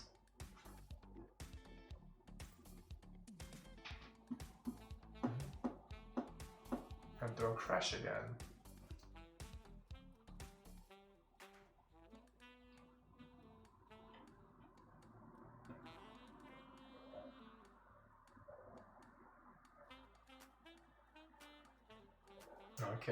Okay. Alright. What I wanted to do, I wanted to go to the attribute transfer, and I wanted to visualize it. Piece num, there we go.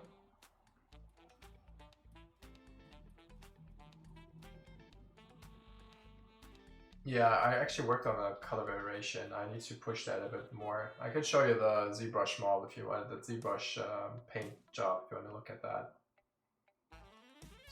So now I don't have any blending going on.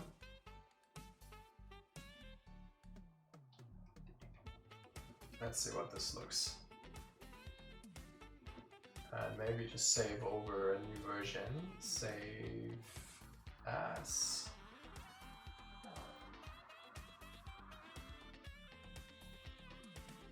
Alright, so let's see. After the for loop here, we now have at least 2 points. And if I sim it, if I let the sim run, let's see what we're getting.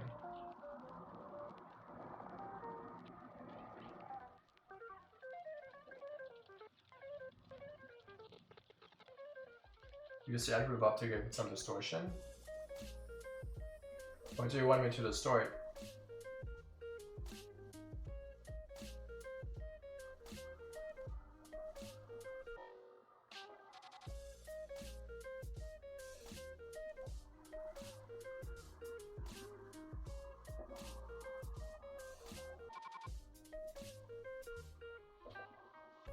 Oh, I don't want all these beads. You mean like a surface swap, right? Just to break up each individual one? Like that they're not smooth, right?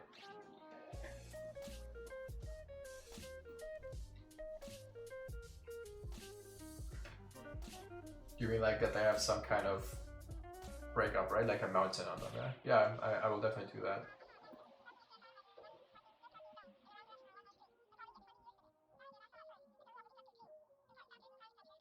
Did it save now the file cache? Yeah. Alright, so this is now essentially... No, you would think that, but it has actually lots of hair there, so I think it's fitting pretty well, to be honest. Like if I show the hair, and let it just cook for a bit.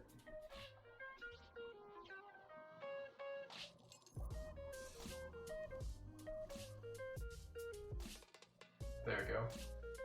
So the hair, I think, works pretty good.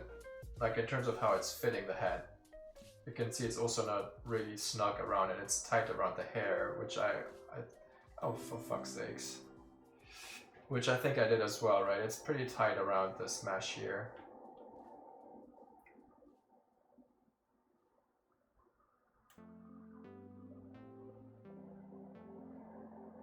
Not sure why it's acting up like this now. Yeah, it's actually a female, right? It's actually not a male. Like, I always thought it's a male, but I have some slight nudity if I show it, I believe. Maybe we've got one which is not too bad. Yeah, like this, right? So she's actually a tribeswoman. Yeah.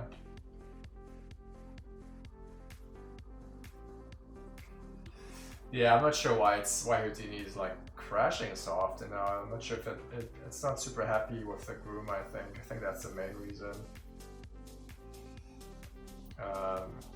Where's actually? Yeah, there she is as well. Yeah. So yeah, they're super, like, the skin, because they're out all day, like, are super burnt and leathery, so it's super challenging to get the sculpt actually working for this. Yeah, so this was my first actually experiences with ZBrush, at least in like trying to do like a very good sculpt. I was messing around before and that was fine, but now like actually doing some reference matching, it's tricky.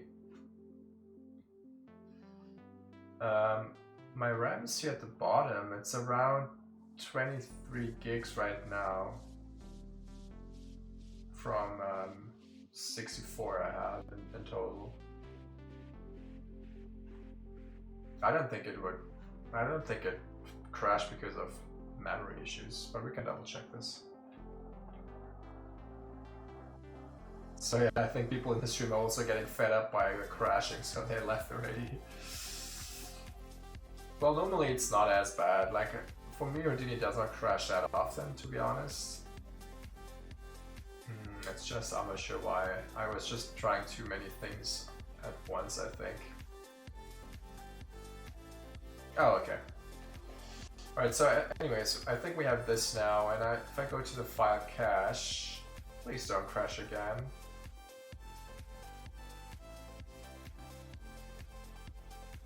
Alright, so it did that. So if I go now, what I want to do is give them maybe an attribute. Yeah. Yeah, I know. Chris is a colleague of mine actually, and I'm actually basing this tutorial off of one of his tutorials. So I was following Chris, like Chris is Anthropos on Instagram, and yeah, so I have been checking out his stuff, and we talk privately as well a bit. So I just want to create an attribute create. You can use a point wrangler. It's sometimes a lot faster than creating this and then typing in those values. So all I want to do is have this beads to be 1, like this. So my hope is now that each bead has an attribute. And if I split the view again, and I view my spreadsheet, normally I have a preset for this, but I think it just failed on me. So the piece num is transferred over, but not my attribute here, which is weird.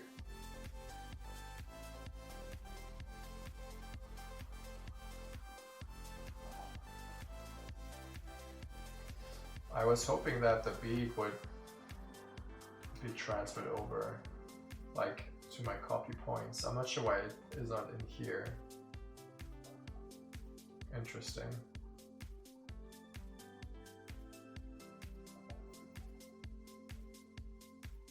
Piece attribute, no.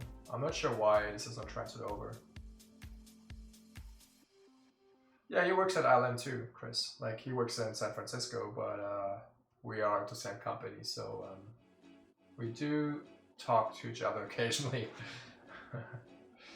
Alright, so I'm merging these together and then I'm file caching them. I'm still surprised that I don't get my attribute. It might be the same for the same reason that I have this as a packet instance. That's just to say, it will take a bit longer now to process. But yeah, now we get the beads. What is the best school for 3D in Germany? I believe the Film Academy button with black is pretty good. Oh man, actually that's the only one. I know there was obviously SAE ones, or there still is, but I'm not sure how good it is nowadays. And then there is the, which one was it called? German Film School, but I think that is not there anymore. I think German Film School got bought up by some other company. Alright, so let's just try this. So I have now my beads here, and if I go to the exporter, please don't crash, save it. And then I just want to export the headband, and I just want to export it as headband 2, and just save this to disk, in the hopes that it's exporting my attributes too. I think it should export. It should export all my attributes, I hope. So we have beads as a point, so let's try what we can do here in Maya. So if I go here, and I'm selecting my headband in here, and I switch this to number 2. And just for now, I'm just hiding everything.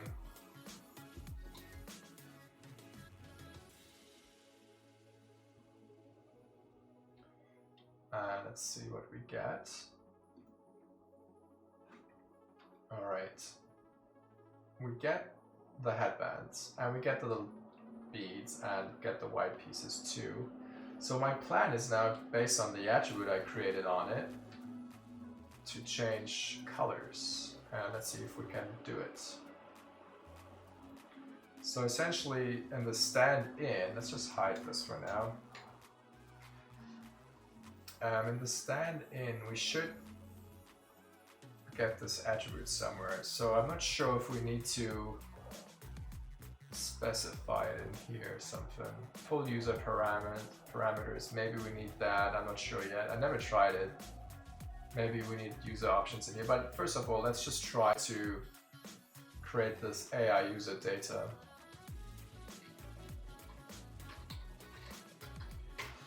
And let's just drop it as my surface shader. And now we should see that it's working. And if I type in beads, ta-da! Now we need to press something here. Which one? Carlton. Yay! All right, so now what we did, we transferred attributes over. Yeah, it is magic, right? Sometimes you just, like, these little things make you happy. All right, so obviously now we have a black and white map.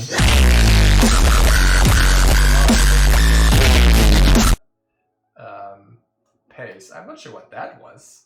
That was a long meme. I didn't know Carlton one had this whack thing in the end. Sorry for that, little kiddo. So color correct. And we have our base color. Let's just do this. And then we can pick it, and here's my input color. And then we connect this back up here. And now we connect the user data into the mask, and we can essentially just add it. Obviously we need to invert it. So there, I just learned a new trick. There's a node called AI. I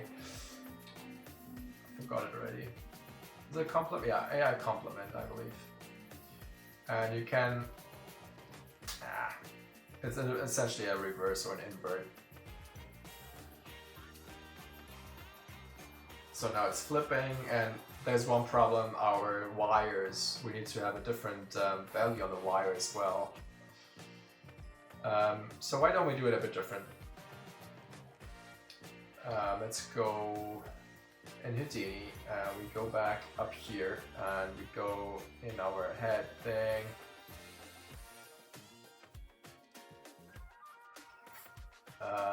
And we want to do a color instead. So a sphere gets red, and the other thing gets green, and the other thing, which is here, gets blue, which writes as CD attribute, so now we can just hopefully file cache it out again. And we need to run the sim.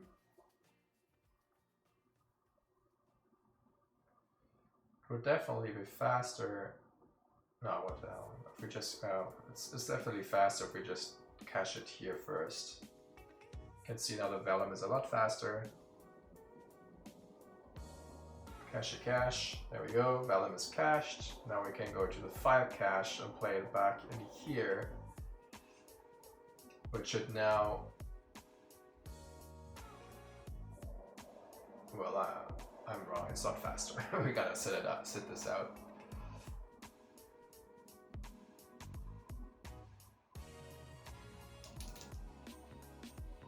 I think the problem is because I have no instances anymore. Yeah, I need to find it. I'm totally sure I can make this way more efficient. Like right now, I'm copying each geometry to each point. It's not an instance, but I think I could do it a lot better. Yeah, because of the unpack stuff. Yeah, that's exactly it. So I just need to find a better way to do it, at least to get the same. Oh, you're right. I can maybe just try to pack it, and then the color should still work after, right? Or is the color not packed? Not sure.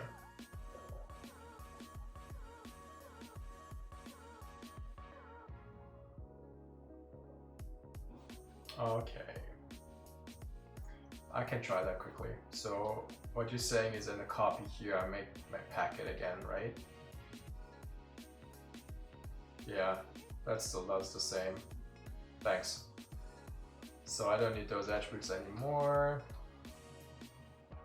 I just have the color like that. Also be smaller, I believe. It's really not faster here. Well, it's maybe a bit faster. No, it is actually faster.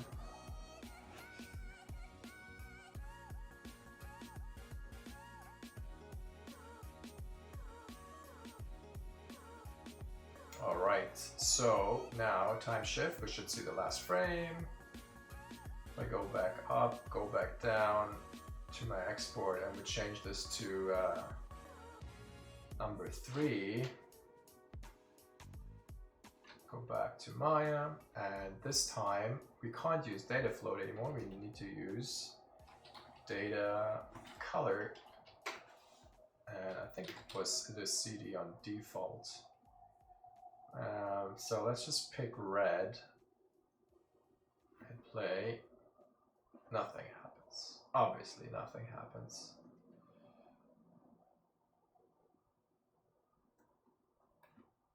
Do we need to flush? It was working. Oh, I didn't change the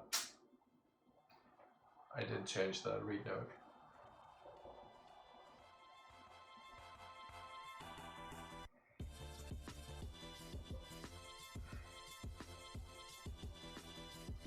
Yeah, I just need to change my stand and file path, but now it's locking up again in the hopes it's coming back.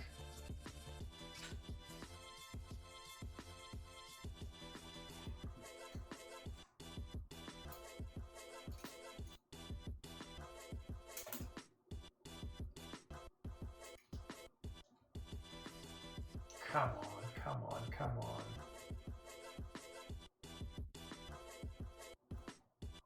I think it came back. Yeah, it came back. Stop. So in the headband, I need to change this to 3.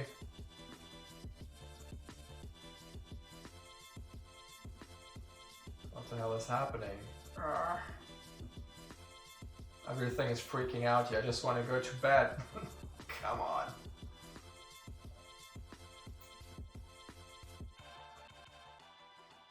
Yay, we got colors. Look at that. Isn't this a beauty? Alright, so what we can do now, we could use a switch color, or we can do all sorts of different things to switch it. Right, so let's just hook this up.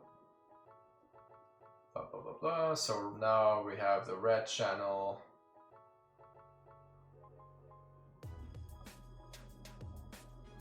The red channel is now the beads, which we want to keep the same.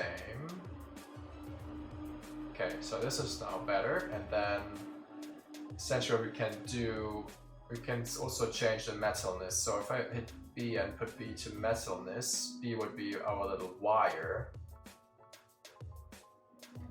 So this would essentially mean that the beads are treated as a metal, which they are. It's like a little thin metal wire. And we just want to crank up the color on them. Right now the default is pretty dark, so AI color correct, and we want to change the blue color too. So now if you check out the little wires here, which are in between, if I add some value to them, they should more look like a metal, which they do not. Which means, I think I'm messing up somewhere.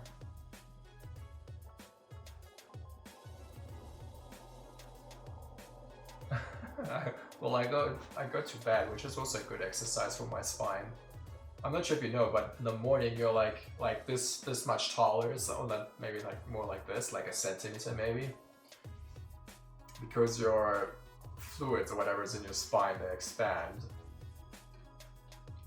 when you sleep. All right, so what's up, Mr. Falco? Nice to see you, or have you on the channel. Alright, so we've got the beads here, we've got the color. Obviously, yeah, I need to spend way more time on everything, and I need to apply a bump node, so we can do that fairly quick, at least to get a overnight render cooking. So I'm putting AI noise, AI bump, and we just plug this in. It's maybe a bit small. So bump map goes to the noise out goes to the bump slot. We want to apply a normal camera. We want to check the noise, which might be way too large, which it is, so we can just scale it up maybe by 10 or 15. We can add 2 or 3 octaves to get more detail. Let's see what this looks like. Now we have this nice breakup. We can crank it up to 0.2. We can make the beads more shiny. We can look at the ref. They are pretty shiny, at least the darker ones are. Obviously we don't want it on the metal, and we don't want it, oh, we actually do want it on the other one too. So let's just increase the color on the white shells. I think it's ostrich shell or something. Like that. And we want to multiply the bump height with the inverse of the metal, right? So I do a, let's just do an AR range. No, what can we do actually? We can just use a complement again. What's it called? Complement, yeah. Sorry, complement. This one. So if I just invert the colors, I just want to pick the inverse of blue for my height, which should remove the bump completely. Why did it? Oh, because the other one is 1 then. I wanted to multiply it actually. So if I do an AI multiply,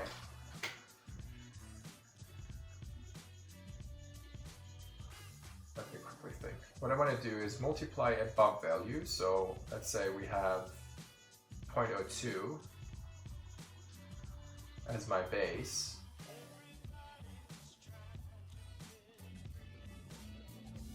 And then I want to multiply the inverse of this, right? So the inverse of this would be a black and white map. So I want to multiply only the metal. Let's quickly think, why did this work? Oh, we need to create a float to color, I believe. Float to RGBA. We want the blue. And this should go into the complement. Hey, thanks for the follow, BGC1796. And this one goes into the multiply.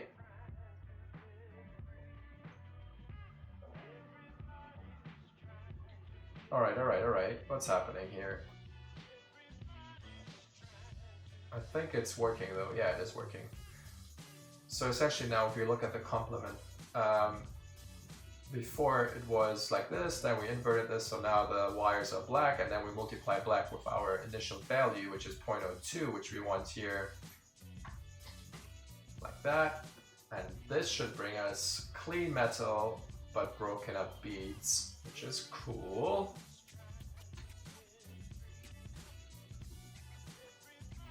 And obviously the beads are way too shiny. Let's just reduce this.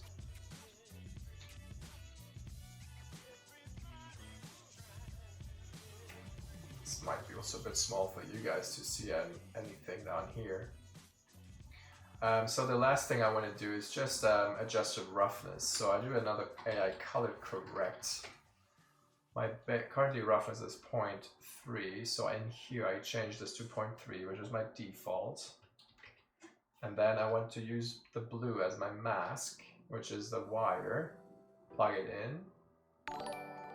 The output goes to the spec roughness. And we got another subscription over on YouTube. Thank you, Yoshi, for the subscription. And now I can change the roughness for the wire, and I can just add value to it. So now we have the wires pretty rough. We can push it a bit further.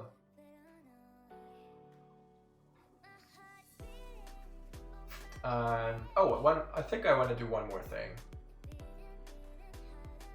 We can try it. We can use an AI random and see if this works. So if I plug this directly into my output quickly, and I switch a float. Oh, actually we want not this, we want AI jitter color.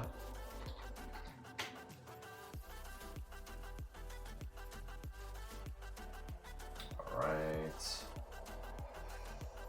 And I want to base it off objects, and I want to change my hue. So now we have a random color per object.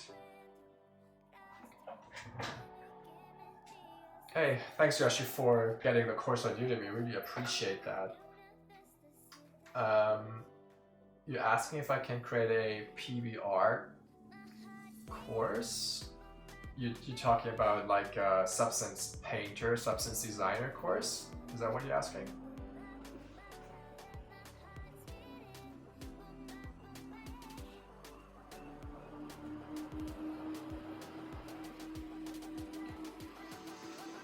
So what I did now, I created a random color per object, per any object in the scene, per any bead or headband thing, right? I just need to make sure that I'm not going over 1. So I can create a range from here to here. And I can smooth step it so those values will not go over 1, and I can set my min and max. So let's say I want a maximum value of 0.7 for my roughness and a minimum value of maybe 0.05, right? So now my beads are ranging in this range. Soundtrack name, please. It's called Brave Lion. Boomba, yeah. Let me share this if I can somehow. How can I share it? I can like it. I can click the buttons. No. Oh, here. Yeah, I think I got it.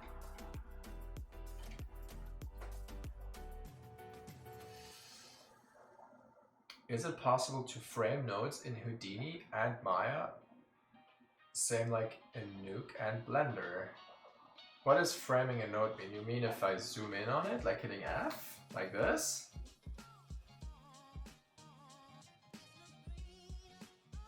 Oh, you mean like 1, 2, and 3, I guess. Like a nuke, you would hit 1, 2, and 3. Yeah, there's a way. Let me just get my thought here. So I think you're talking about this isolate selected here. I can click that, and whatever node I'm selecting is actually viewing. I think that's what you mean by framing, I believe. So what I want to do, I want to use what I did here with this little range thing and create another AI color correct. And I want to mask it with this. And then the output of that goes into my spec roughness. So now if I change, let's say I multiply it down, we see nothing. Oh, there we go. So now we can see that we get the same random pattern in here.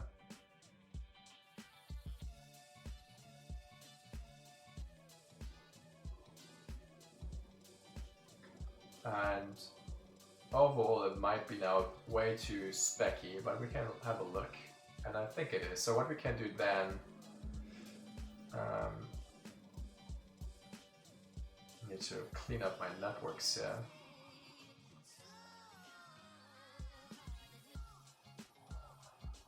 Alright, so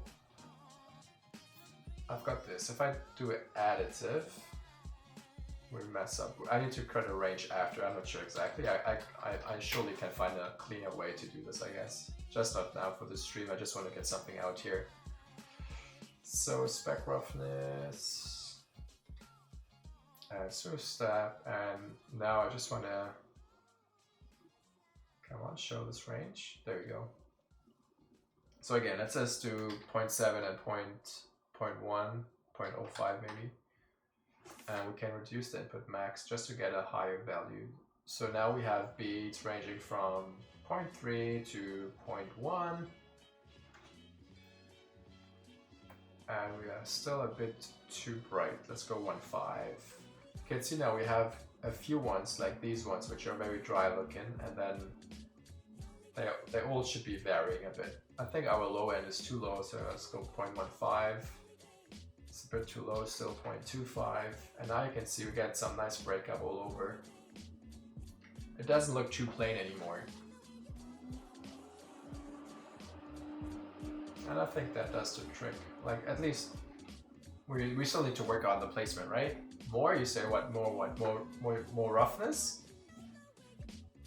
More roughness, he says. Okay. So let's go a bit higher than 3.5. And I think we can also push the bumps. Essentially, we could do the same treatment what I did with the roughness on the bumps. Done. Yes, done. So I could do increase the variation of the bump maps based on the same float parameter which we created, right? So I could just essentially multiply it again. What happened now? What was that? Why was it yellow? Man, it's so buggy. Can we use OC for the occlusion for the blur in betweens? Yeah, we can totally do that. We can do all sorts of funkiness, yeah. But first, let's see. Yeah, so we definitely want this sometimes. So, oh yeah, molds. Let's do one more. You can see I can't get enough. The best piece of advice I have for someone trying to succeed This one goes to bump map. Is if you're doing what everyone else is doing, And we want to multi with the same. Boom. So now you can see we have a few which have almost polished, and then some ones which are very broken up, which is cool.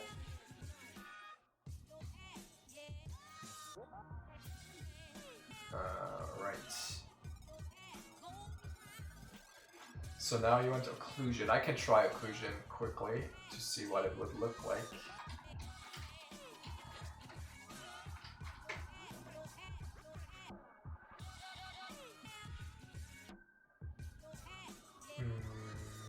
Let's do a color correct.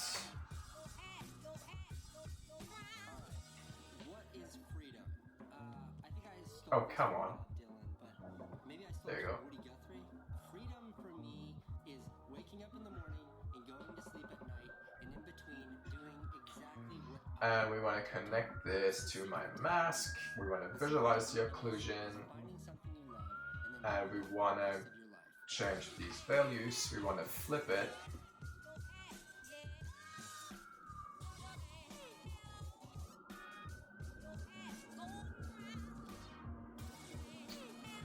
What the hell? Alright.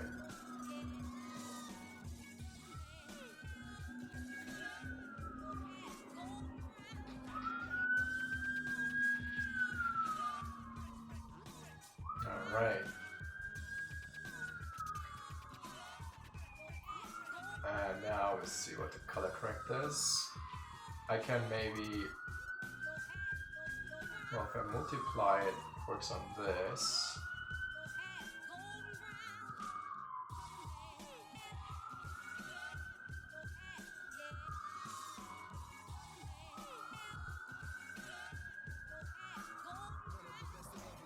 Yeah, definitely it's a bit more love what I'm trying to do here.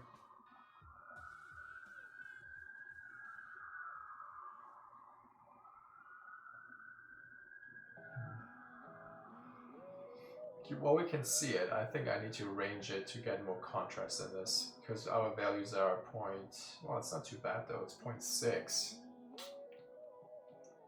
Let's try a range quick.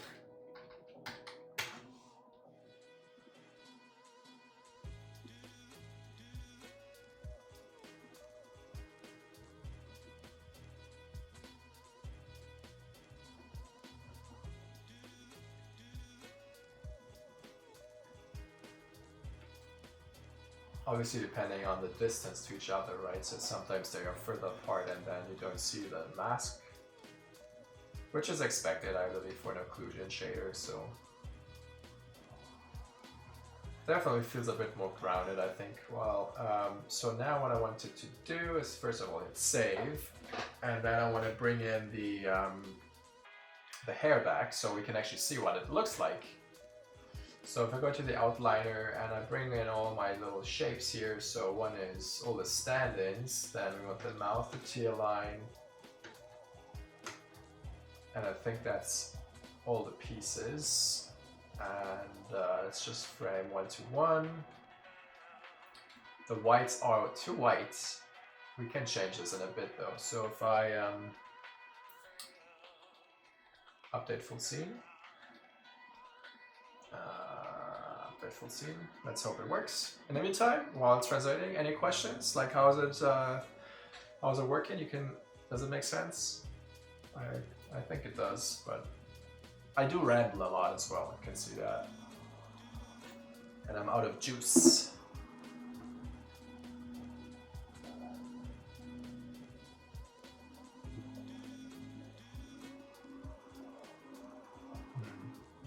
What else do we have? We have little buttons. We have this one. Subscribe. Haha. It's actually pretty cool. I bought this, or it's right down on trial.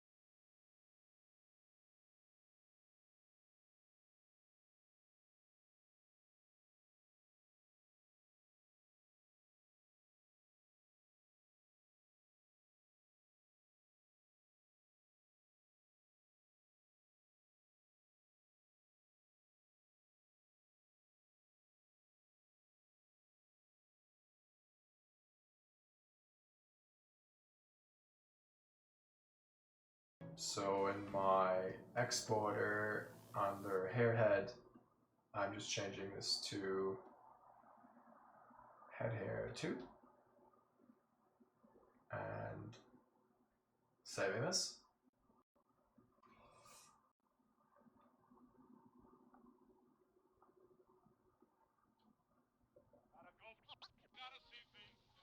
And then we go back to Maya, and then we say no. And hopefully, if I switch it out,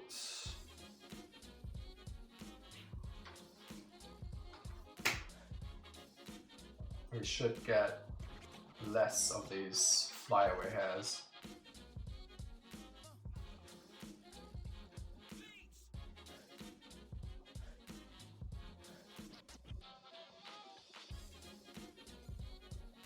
Did it? It did update, I believe. Let's see, update. Oh, there you go. Yeah, now we have less of this. That's great. I still think they are a bit too, maybe a bit too high frequency here, but I can't care enough right now. So let me just rename this. I'm not sure if this is had the same shader as the brows. So let's just check that. And here it is the same. Alright, so let's just duplicate this, Shift D, and call this one head, brow, hair.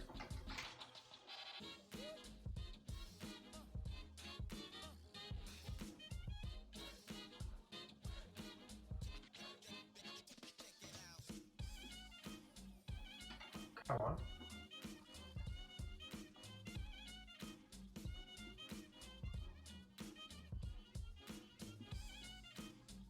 Why doesn't this one assign it?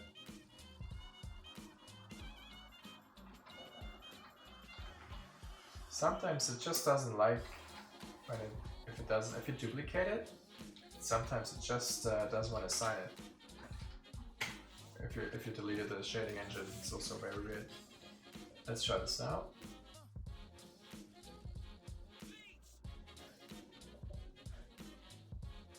It's thinking at least. Oh, come on.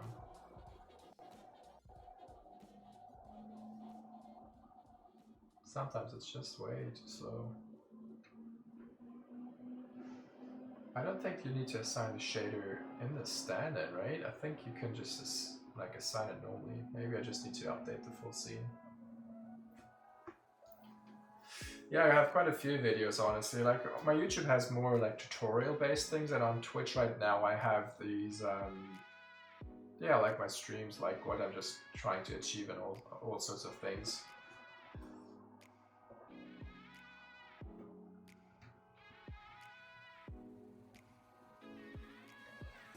Right now I'm using the CPU, but I do switch between GPU quite often, honestly. I can't use my GPU now because I'm streaming on it, so it's encoding and doing all sorts of things for the stream. But yeah, I do use a GPU as well.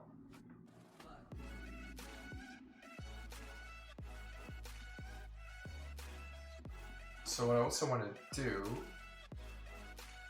in my hair gen, I want to assign a different kind of attribute on these hairs here, which will be my flyaway hairs. So I do an attribute create here, and I can just call it mutant hairs, because that's the correct term, I believe. And these are mutant ones. If I merge them together, we should have mutant ones and zeros, which we don't have, which we do have. Yes, so now we have both in here. And then if I export this, I can actually make these hairs, which are like isolated, make them white. At least that's the idea. So the head hair should export all this. So this one does not have the It only has width, so I need to see why this is not exporting it. So let's go to attributes here. You can see it only has width and CD. I type in mutant. We should have them in the exporter too, which we do. It's resampling them.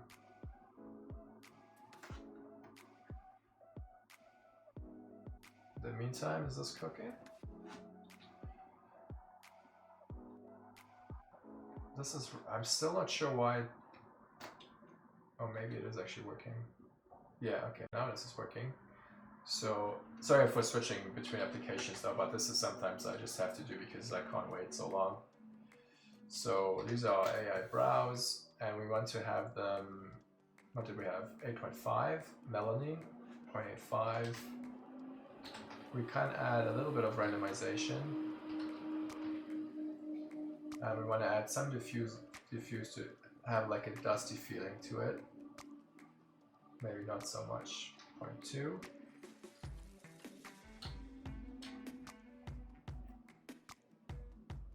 Some kind of variation. I think that's cool. Maybe increase the roughness to 0.35 for the brows. And now we just need to change the chin hairs to the brow shader. What I wanted to do is I thought that the head hair was a bit too dry looking. That is also dry. It's maybe just too high frequency up there. I'm not sure.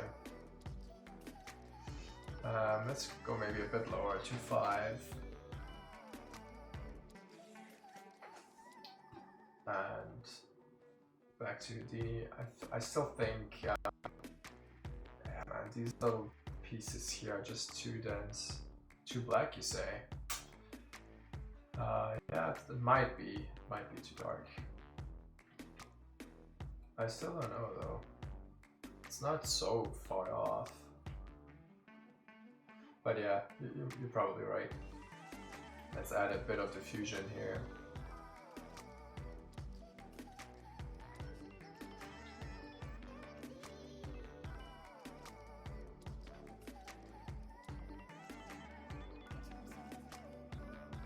Yeah.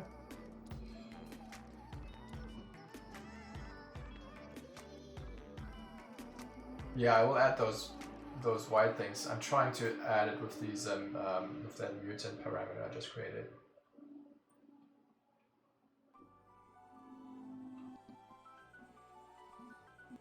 Well, I don't have it yet, the white variations. Like, I'm still trying to add those, right?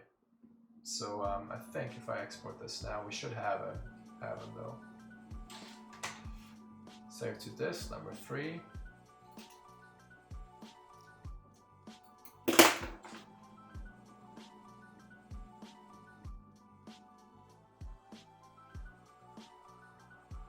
Okay, that's done.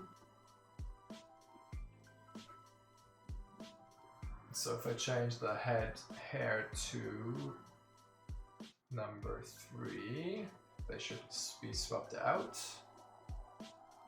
And I hope that my attribute is being transferred over, which I need to figure out. So I use an AI user float. Hey, thanks for your subscription, Ernesto. Much appreciated.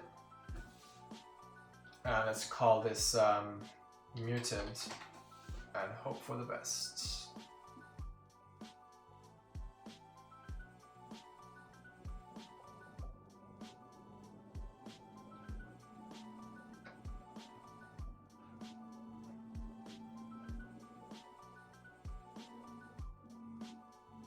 I think it's still importing them here.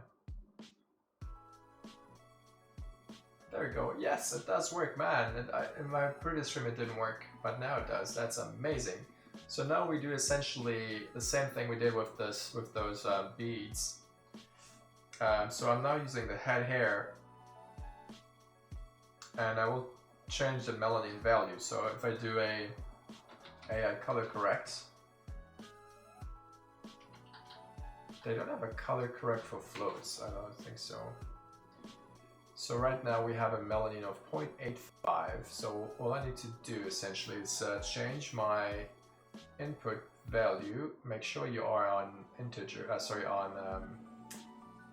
Disable color management. That's what I meant to say. 0.85 for my melanin.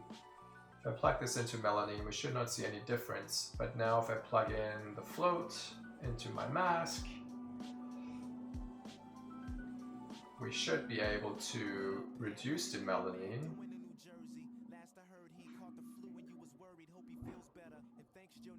No. That's a wacky sound. I want to reduce it to be 0. So now when 0 means there's no melanin and it's essentially picking up white. And now you can see we get these white hairs.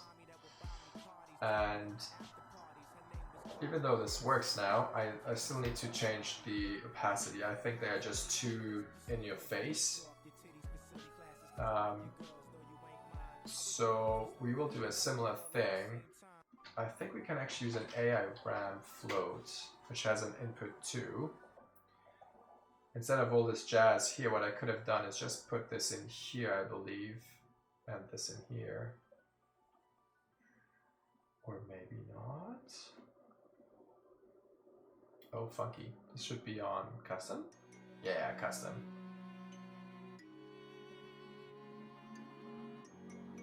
Yeah, so we don't need that color correct madness. Ooh, what the hell? I thought it was fine. We need to flip it then, I believe. Yeah. Alright, so we have this back, and I want to do the same. I do Shift D to create another ramp float to duplicate this essentially. So this one should go into my, where is it? Advanced. Oh, it's a color now. Dang it, man. Things are just changing all over. So let's do a ramp color then. It's, oh man, it doesn't work like this though. Okay, let's do color correcting. Dang it. You see, I never can stop. Like, I wanted to go to bed after I did the headpiece thing, but now we still doing stuff. Alright, so the mask, what I want to drive is the opacity, right? So I'm just plugging this into my opacity slot here. And what I want to do is have the opacity on 1. Everything is fully opaque. And then I want to reduce this. Hey Alex Lukhanov, thanks for following me over here on Twitch. I want to reduce the opacity for the white hairs because they are, oh, I have a little dot on my lens. They are just not as prominent. You can see now what this does. Hi, it's not Houdini. Did I say Houdini? Yeah, I keep switching apps all the time. Another one, Agent95, thank you very much for the follow. You can see now by just reducing the opacity, we get a very more similar result to what we actually see in the reference. So on 1, obviously it's crazy bright, so we do now half opacity. Yeah, we can go a bit less still. I think this would work pretty well. And now one thing I noticed, or I think I noticed, is that the hair is a tiny bit too thick. So what we can do in the head hair, we can change the thickness.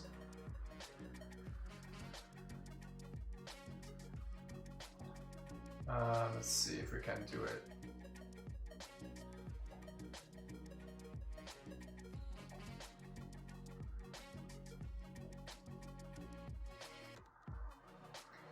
So we can go to the file content, we can open this up, we get the resample, and in the resample we already have this radius, which I believe is the thickness.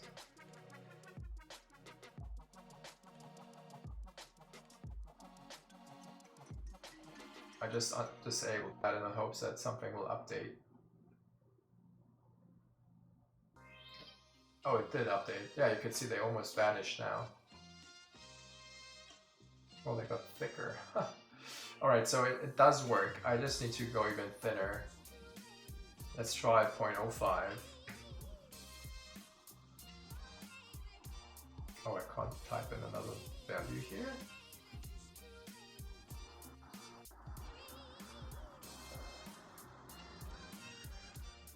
Seriously? Dang Maya, man. I can't do another floating point value.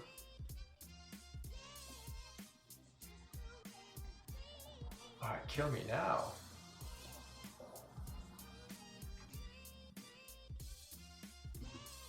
Alright, what can we do? We can obviously go back to Houdini and do it here. Or can we just move? Oh, we can multiply it. Okay, that's great. That's great. We just multiply the current value. Now it should be super thin.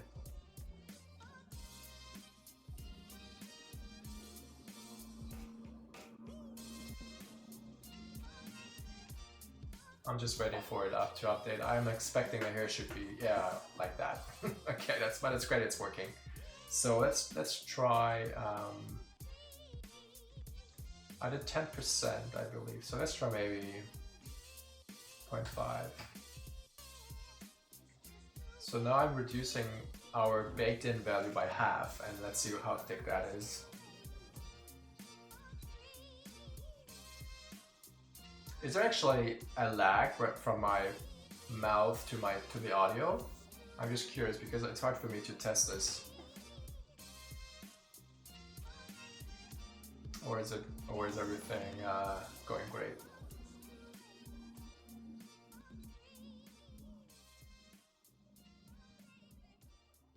No lag, I believe. How the resample came in? I think I like the hair now. Still, we might be a tiny bit too thin now. The resample is just based on the name for my export. So the raw P always takes the last node's name, and it's by chance just called resample 3. That's why the name. That's where the name comes from. All right, so I think we did make some good progress for sure. Let's just render more hair here on the side. Yeah, I totally love the white hair now. I think that works very well. They might be still a bit too white, so let's just reduce the opacity slightly more. And now let's bring back the render settings tab. Yeah, no problem, do that. So bring back depth of field, and the depth of field renders do look like this. So it's not too, oh man, I never find the right hotkeys.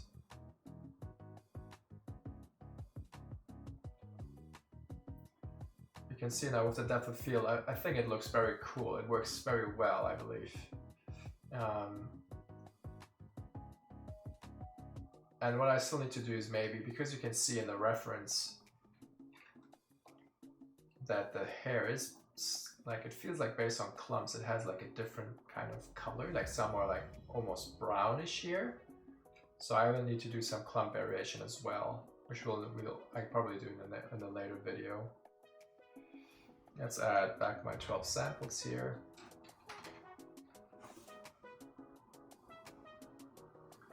And I also added the tear line, which is new.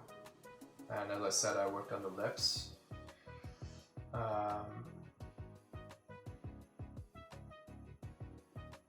Yeah, I'm trying to match the defocus here on my reference, and you can see that the hairs are fairly quick fading off into like a blurry mess. So I just try to replicate that. Do we need some white hair in the brows? I can't see them in the ref, so maybe not, but I think they are also too thick just by looking at them right now. So let me just address that fairly quick and add the same radius parameter.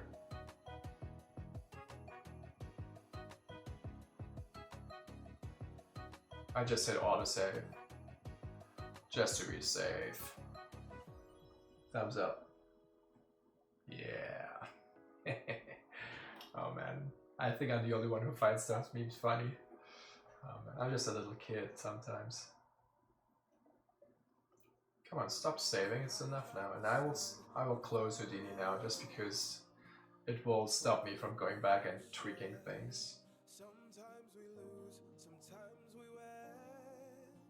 'Cause we're No, I actually have like a mask still here. Okay, close that.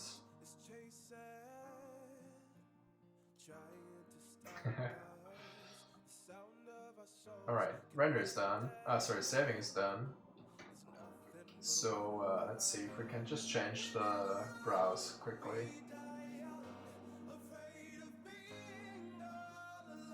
Stop. Alright. We don't have any operators here, so I can just add an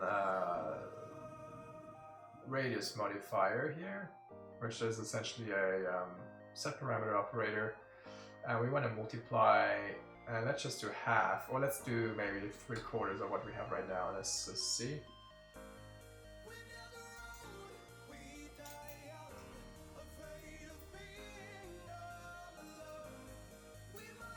Just takes a bit of time again to translate.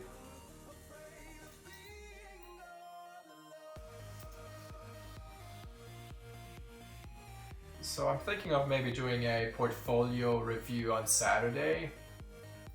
And I'm still need to think a way of how I want to structure this. So my plan is to set up an email so you can send in your portfolios or your name and a bit of information, and then I just do like a lottery and just pick maybe 10 or 15 people, and then we just talk about their portfolios on the weekend. And I might bring a buddy of mine in to have a different, like it's not just me, right? So we have a bit more people on it. Yeah, so that's the plan. What do you guys think of that? Like, would you be open for this? Or are you thinking, oh no, I don't need that, not right now at least, or something? Way better on the brow thickness, I believe. Let's just make them a bit darker.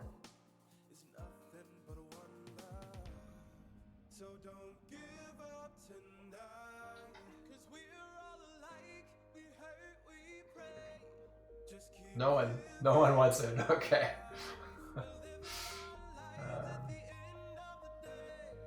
We might be a bit too sparse now, but I think the thickness is working quite well. Alright, so this is it. I will now save. Yeah, I was in that stream as well, but he ignored me. But yeah. But I got lots of people asking, especially on my Discord channel. I'm not sure if you guys know, I have like a pretty large Discord channel, or at least it's growing. Lots of people over here. How many do we have actually? And they always say, oh, why don't you do that? Why don't you do a portfolio review? So we have almost 1,600 members here, so that's super impressive.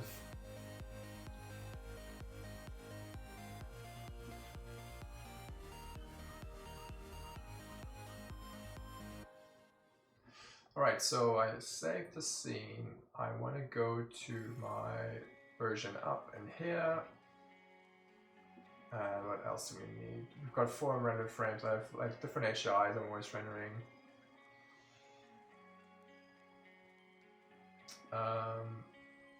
Alright, I think we're good. Let's see if we can kick it off. Batch render.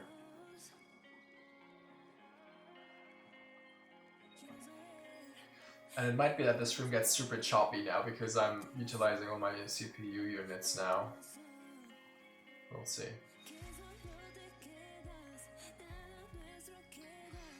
What is this for a song? That was weird. Oh, did I overwrite version 7? No, we're on 8. Okay. I just want to see if it actually does start. So any last minute questions here from you guys?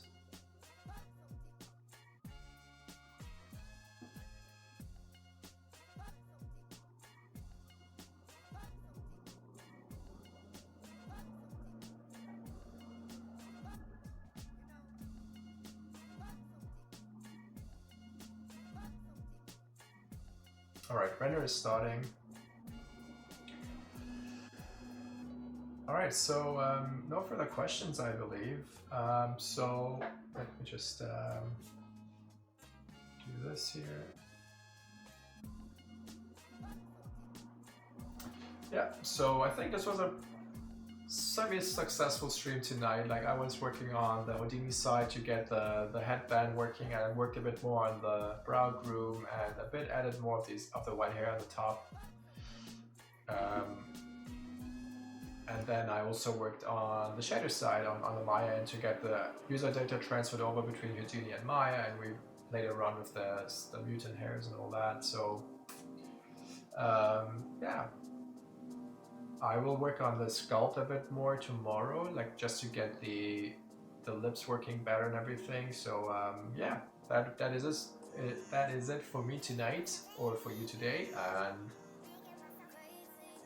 I want to thank everyone for joining in, and I will see you very soon in my next stream. So thank you guys, and I'll see you probably tomorrow. We'll see.